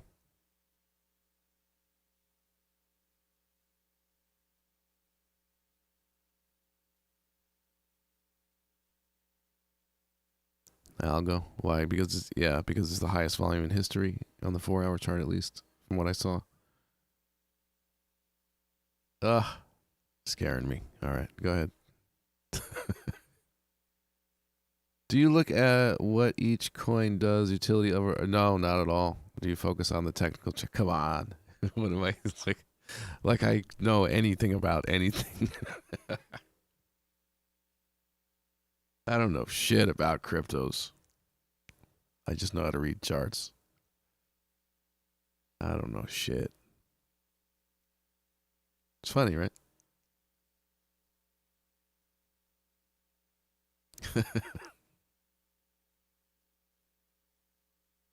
Who cares?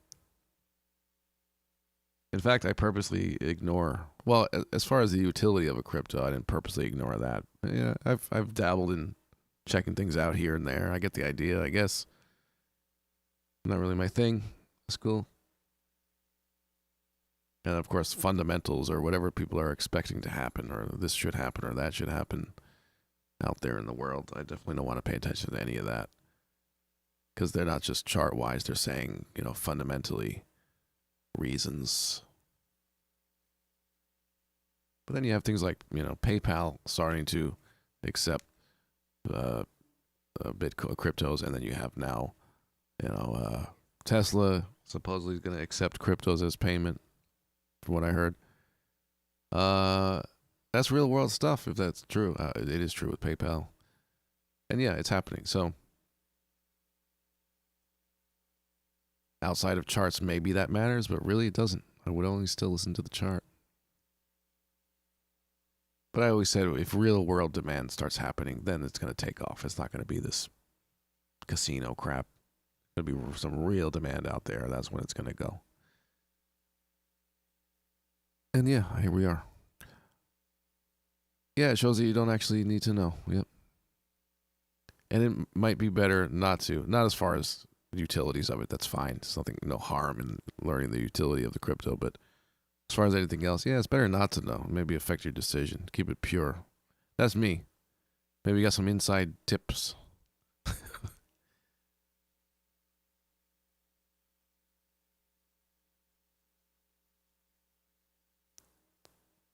I shorting EJ here? What am I doing?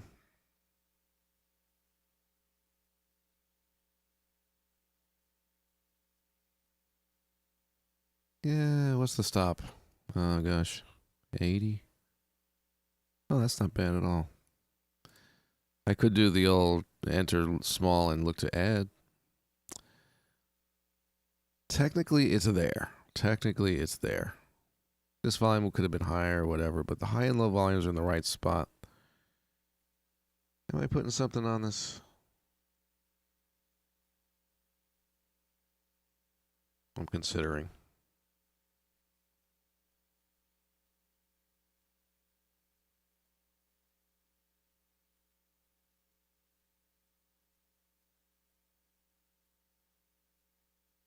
It's sloppy as hell. Ooh, the 1 minute. Ooh, the volume's low. Ooh, this one's gonna close.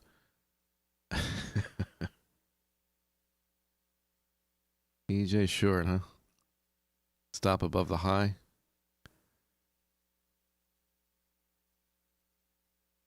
All right. I'm in the trade. All right, I did it. All right, so I'm in the trade EJ short. Make sure your risk is in check. Don't do things just because I do. I take losses very rarely. It does happen. Be wise. Be responsible. Trade responsibly. Public service announcement over here. Don't risk what you're not willing to lose. For real. All right. It's not the cleanest setup in the world, but it's there. For enough for me to risk what I'm risking, which is okay, I'll get live with it. It's not a biggie. I better get my stop loss in. So I got a position on the EJ short. I'll explain it in a little more detail if you need. But as you saw right before I entered, these lower prices coming out extremely low volume on the 1 minute, right? Even those of you who may just have the scalp course know about those low volume breakouts and, the basics of higher prices telling about sellers and all.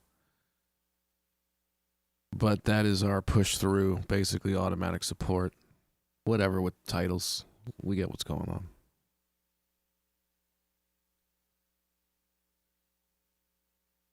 So there's that, which is not terrible.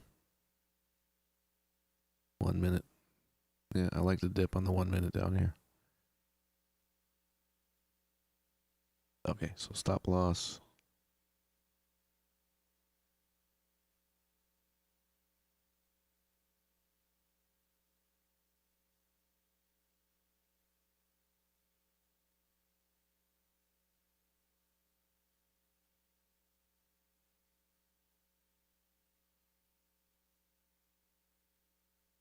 So I'm just going to throw it in at 25 pips and I can adjust it. I know that, that's kind of what I work off of the regular. So just to throw it in there, then I can kind of think about how I want to manage it. But that gets it out of the way. Just a regular kind of 25 pip. Where did I get in? 6.4. Okay, I'll put it at 90. 1, 2, 6.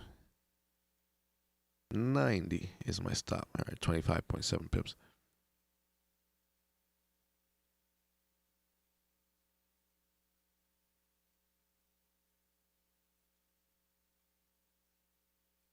All right.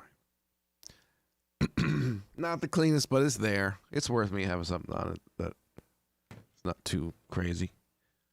But again, to look at it, I can also take a dollar pair trade with this on with limited risk.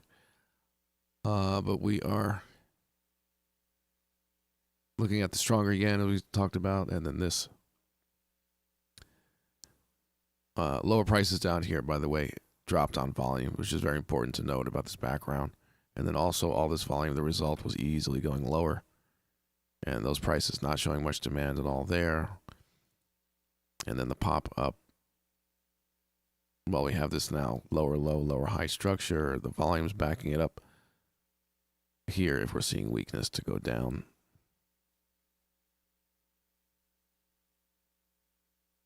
And that's a lot of volume on that too. That's not news or anything.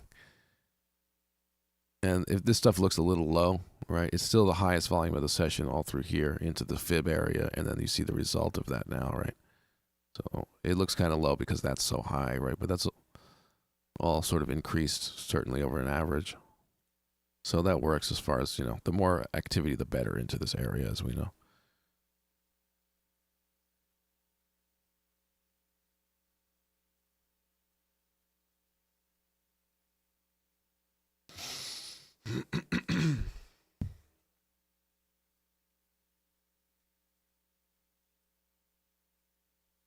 The low volume 1 minute sealed it for you. Yep, me too. That's exactly as you saw. Okay.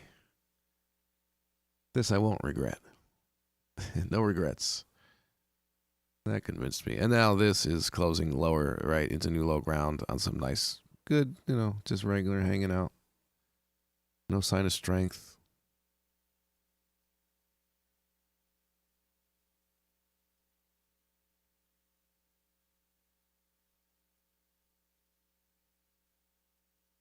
So where did I put my stop? 90. Oh, that's all the way up there. All right, there's plenty of room.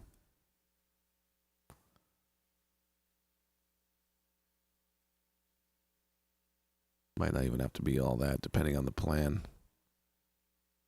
But again, I just threw it in because it's 25 pips and it's out of the way. Before I go and everything, I'll decide how I want to manage all that going on. I mean, if we really start to move down here, then I'll probably just move it to allow for a fake break and then looking for some profit and move stop to break even, whatever. But I'll let you know my plan once I know exactly. Right now, I'll just have to stop in because you got to have it.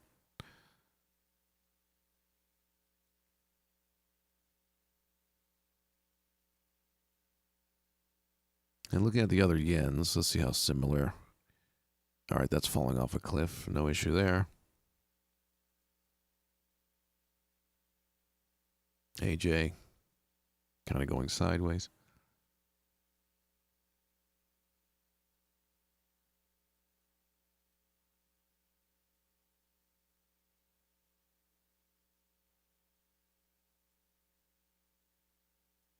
It looks like the euro is a bit weaker than the Australian dollar. Just getting a sense of how weak the euro is. Yeah, it's kind of not that relevant in that trade, but yeah, if it's a little weak, that's good. Pound is very weak for the moment.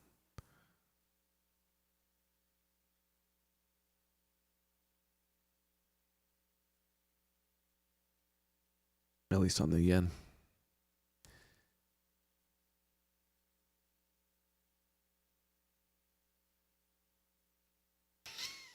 All right. we'll have the EJ short. We'll see anything else that develops over the next, what time is it? Almost 2 hours already. Okay.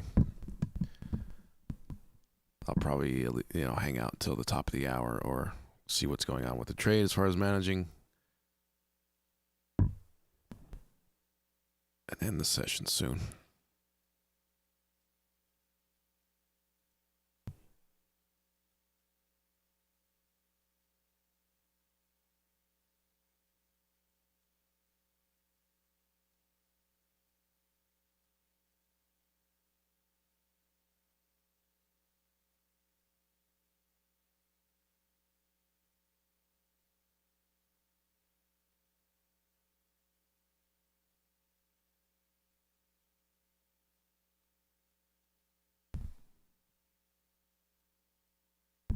Oh, yeah, I forgot.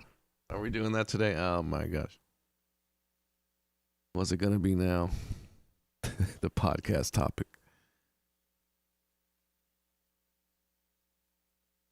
Friggin' Bigfoot. Loch Ness Monster.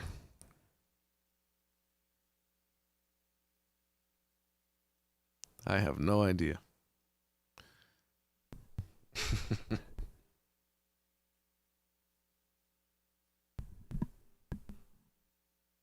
Oh, that's right. You asked me that before. In a way. In a way. Meaning like he's asking about meditating, so I guess we're starting. He's here. He's talking about meditating. Here we go. Yeah, I missed it earlier. I know you asked. Because it's a whole can of worms there.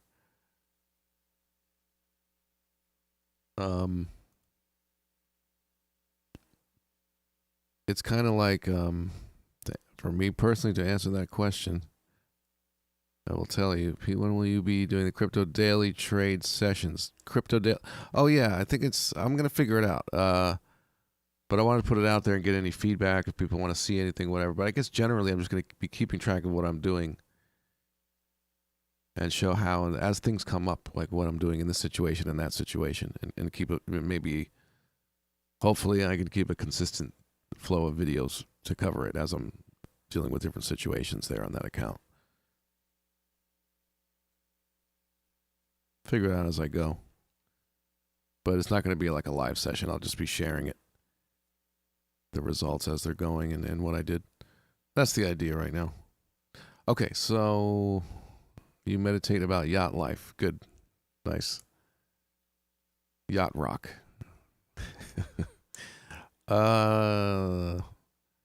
So yeah, we got the meditation question. All right, here we go. Well, my answer is when I first started doing it a long time ago. No, I wasn't planning on doing that live because it could happen at any time. That's the thing. It's not, it's the timing issue. Yeah, that's what it is. It could be any time. Okay. It could be on a Saturday at 2 p.m. You never know. That I got to, do something, take some action. So I'll just share it as it pops up. Yeah. Okay. So about meditation. Oh, gosh. So, yeah, when I first started doing it, it was like anybody else. Okay, here we go. Relax, try to get into the state, do the thing. Whatever you got to do, breathe. And then after a while, it became like it started to stick in just regular life. So now, I guess I'm just a weirdo who could at any point just kind of kick it in and try to be in a state. If I have particular uncertainties about things going on, or I want some sort of guidance, whether it's even asking for guidance from somewhere else, or it's just really getting centered and realizing, you know the answer. You just had to be quiet and get centered. You know the answer already, So I have, short kind of moments like that where I do it. Like, okay, this feels off. I don't know what to do. It feels confusing. What is this? What should I do? And then, okay, I know the answer, or I'll get the answer. I need to, do a little thing, and it comes. So there's that kind of stuff. That's the way I am. I don't do like these 45-minute. I used to do like 45 minutes. It would always be 45 minutes, like automatically. I wouldn't set a stopwatch or anything, but it would be like these 45-minute intense things, and it was just too intense. And now it's just more just worked in, and then I kind of go there when I need to.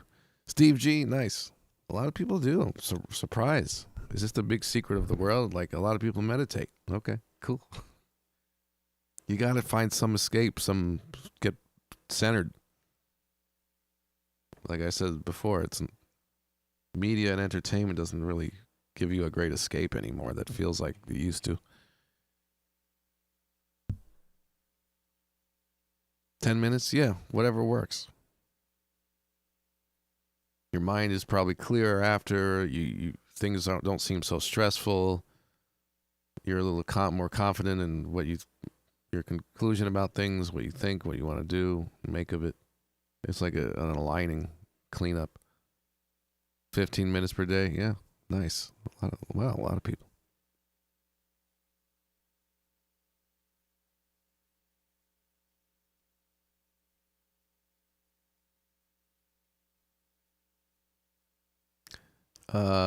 When would you say was this is funny. We do this at the end. When would you say was the moment you actually got your aha, I get it moment when it comes to trading? Oh, we're back to trading. Okay. Like, how long did it when it comes to meditating? How long did it take you from when you first discovered Forex to actually becoming a successful trader? Okay. Probably a lot of people already heard this answer, and I don't want to bore them with the same story word for word. And then, as I always say, I'll give you the short version, but it ends up being the long version. But I'll really try to give you the short version, the most important points. So I started like everybody else. I had a $350 account in 2003 or something, 2004, when these things started popping up. I burned my account twice. And there was no help online. There were no forums. There was no Forex Factory or anything. No YouTube. No nothing. The only advice you could get in the Forex market is maybe from the broker itself that may be putting out signals for the day or some ridiculous stuff like that. So of course I didn't know what I was doing. Then the stuff started popping up over time, and some material got out there. And then when I discovered the Wyckoff stuff first, I'm like, that's stuff that I was already noticing. Like, I was trying to figure it out myself. The Wyckoff stuff, the VSA stuff, kind of, and the technical analysis, and went through everything. And then, so that's like 2006 when all that stuff started coming up. So, but it wasn't like I was doing it every year. It was like on and off. And then once I saw there was help, and then from that point, it was just learning every second, all day, all night, weekends, obsessed. And then by 2008, that was when it was consistent, and like I had my last like regular job. So there was like a good 2 years of like trying everything. Didn't really have any good guidance from anybody. It was all just taking things in, and so much. I don't know if things are better now, but in forums and everything, in trade rooms, there was so much garbage back then. So terrible. Nobody was using volume. Nobody. Zero. There was an understanding in the trading world, Forex, that volume is irrelevant from in-spot Forex, what we're doing. That it doesn't work. You can't because of XYZ, which is not worth getting into because it's all been debunked. So, does that help? Okay.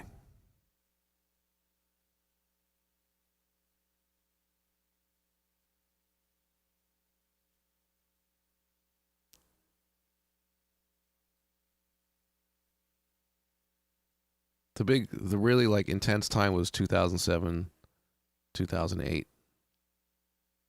Totally obsessed. And that's what got me there.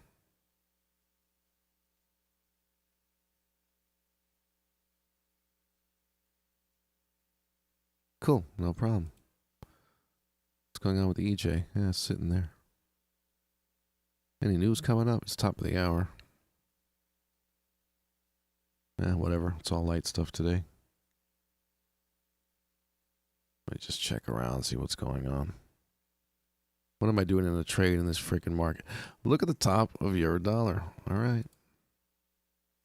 Some weakness again.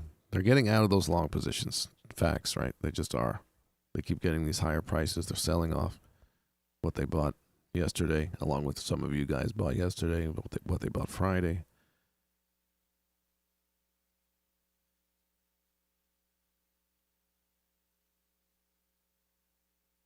that's just where it is right now. See where it leads.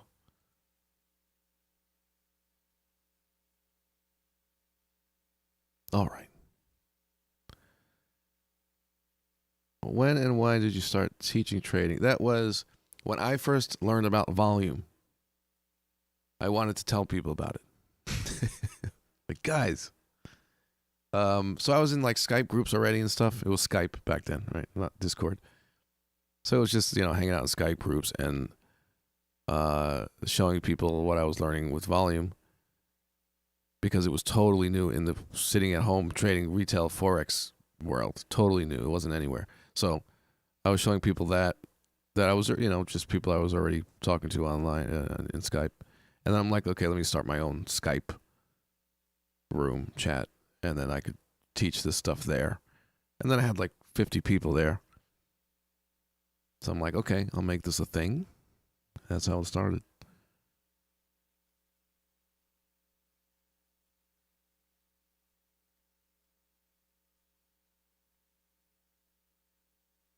Last thing I ever thought I'd be doing. I'm the quiet one. I used to be.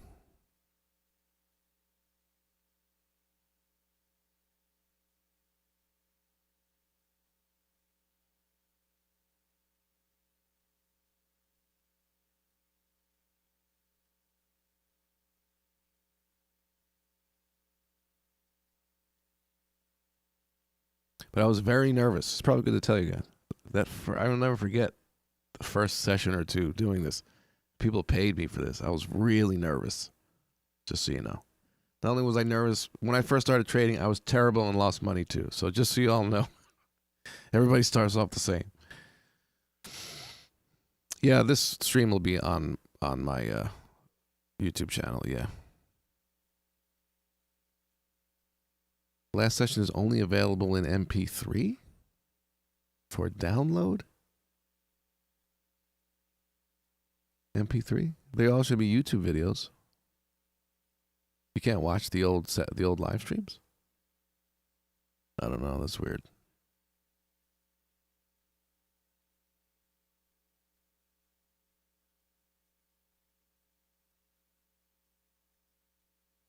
Well, that's an issue.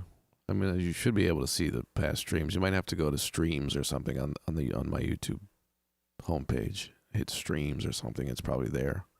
I'm not sure. All right, so as far as the EJ,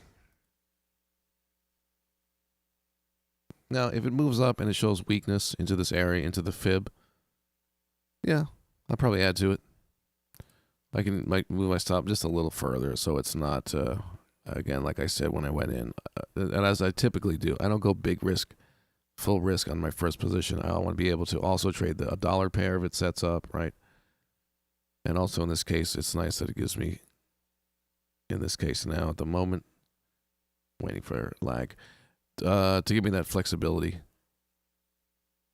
So it could set up in here as high as the fib area, right? Or even here is the high, a swing of the session and a fake break. So I'll likely keep my stop out of the way. Now, if things happen like that look bad, I could always trim down the position. But right now, that's the stop. Besides managing it. As far as the way down, a lot of it depends on what happens at support. And unless there's some high volume demand, we're looking for that to continue and hopefully just do another leg down and see where strength may be coming in. Yeah, I think we're past fib on this anyway at that point. Whatever levels are going on in that area, along with strength.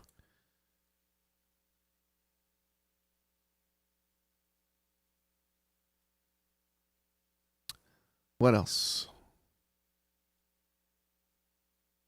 Just the last one. Wow, that's weird. Okay, I'll check that. So the struggle made you want to help. The struggle.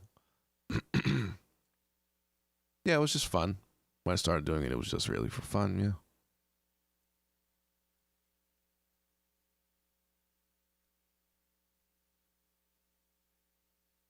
At this point, why I'm doing this and doing this all for free, like I said, and I'm trying something. I'm big time karma credits. That's all. I think I'm creating some crazy, powerful, crazy shit by doing this. And I'll be just fine.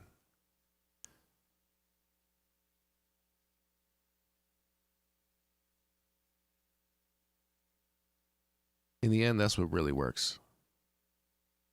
If somebody's out there trying to get attention because they like attention, or they just see themselves being some kind of celebrity person or whatever, people kind of see through it and it doesn't work. But they're really trying to offer something, whatever it is, and they're given something, then that's actually when they kind of get to that status. Not that I'm looking for that status, but you know what I'm saying. I don't know. What am I saying? Good karma. I like it.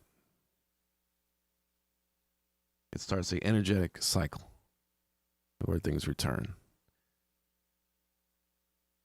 It's like I feel like it helps keep the weather sunny in life, metaphorically, that I'm doing this. It keeps the sunny weather, keeps things more on a positive side for me. Maybe I'm completely delusional. If I'm wrong, so be it. You guys still benefit, but hey, why not? I'm accumulating. There you go. I'm accumulating karma.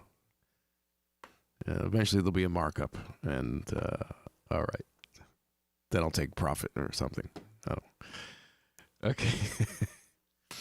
Very good.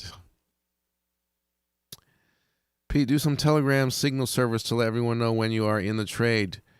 Yeah, I never want to be like a trade calling guy, but I guess I could. And I'm pretty sure the trade that I took on EJ was shared in the Discord, so there's that. If somebody wants to share the Discord link in here,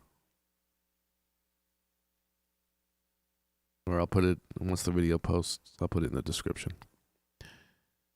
Yeah. What was the average percentage increase on balance once you became consistent? Average percentage increase? Oh, that stuff. Let's get into it next time. Let's get into this stuff next time.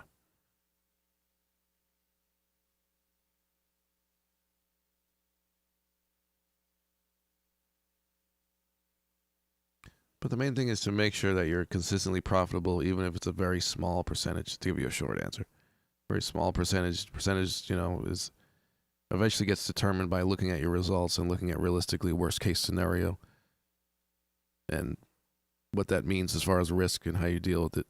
And that's going to just set it all up going forward. What am I willing to risk? Once you're profitable and consistent, maybe on a very small percentage, right? And then you go, okay, looking at these results, planning for worst case scenario, and so on. What's likely to happen, best and worst case, and being prepared for anything and setting the risk according to that. Not even thinking about the reward. Then that's just built in, right? That's the way I think of it. That's the short answer, right? We talk more about it.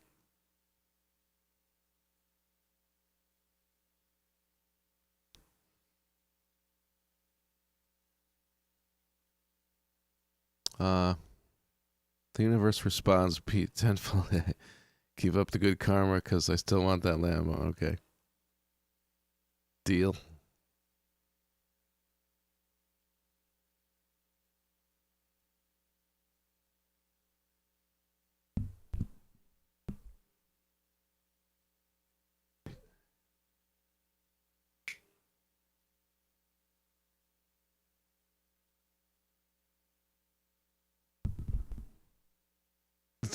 No, the link's not there. Does somebody send it? I have to do it? Okay, I'm going to grab that right now. I'll put it in the chat.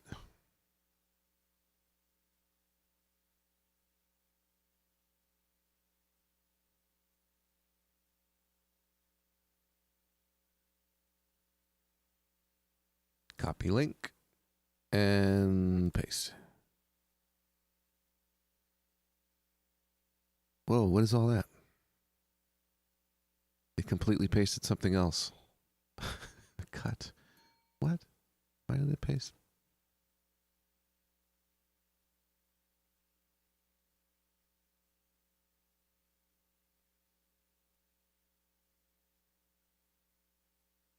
Will I look to buy at the 50 root? Yeah, that's a very typical spot. if the buy volume is there, and of course, along with whatever else the plan is, whatever's going on the way down to help me decide how much, in combination with the how much buy volume and how it reacts. I'm trying to this pasting again. Let's see. No, it's just not working for me. All right. Just doesn't want to happen. All right. If somebody wants to put the Discord link in the chat, but I'll also put it in the description of this video eventually if you're watching this in the future.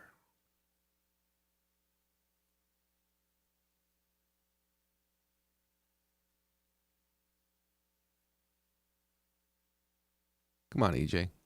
While we're here, while we're all here, be courteous. Move down now.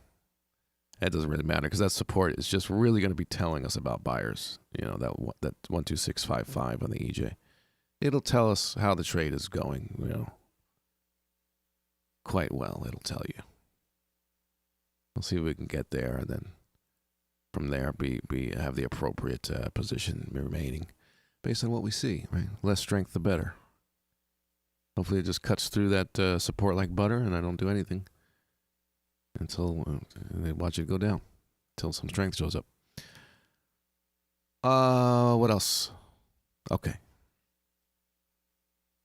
Do we do enough podcast talk? Yeah, we're done. I will say this. Again, I'm not trying to be some guru or something, but I don't know.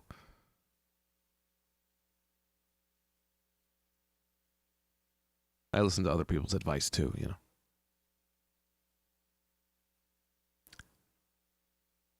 I trust them. But, you know, universal truths are good to repeat. And a good one is, and this might be a thing with people now. I don't know. It's a weird time, to say the least, obviously. Oh, I didn't notice. It's a very strange time. I think the best thing to do is to create your own, consciously and continuously, create your own things. The outside world is very odd. The Matrix is running some strange programs right now. I don't know if they're not even all compatible with each other. I think you have to be a continuous creator of whatever you want to be doing. You know, it's no crazy spiritual stuff I'm saying. Just, you know, if you get pulled around by the wind, when I see people getting pulled this way and that way by circumstances, it doesn't work out good for them. And when that happens to me, it doesn't work out good. But when I know something is good to do and I do it, it's so different.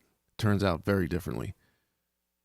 You know, don't be lazy and just say, well, this opportunity popped up. So instead of doing what I was going to do, I'm just going to hope that works out and then kind of put it in the hands of the wind, you know? I think if you're a creator, you're a creator. You're not like, you know, create something once and then just sit there and look at it.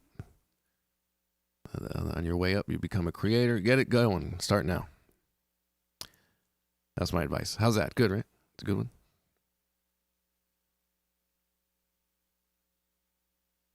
Just universal truths. Create that Lambo.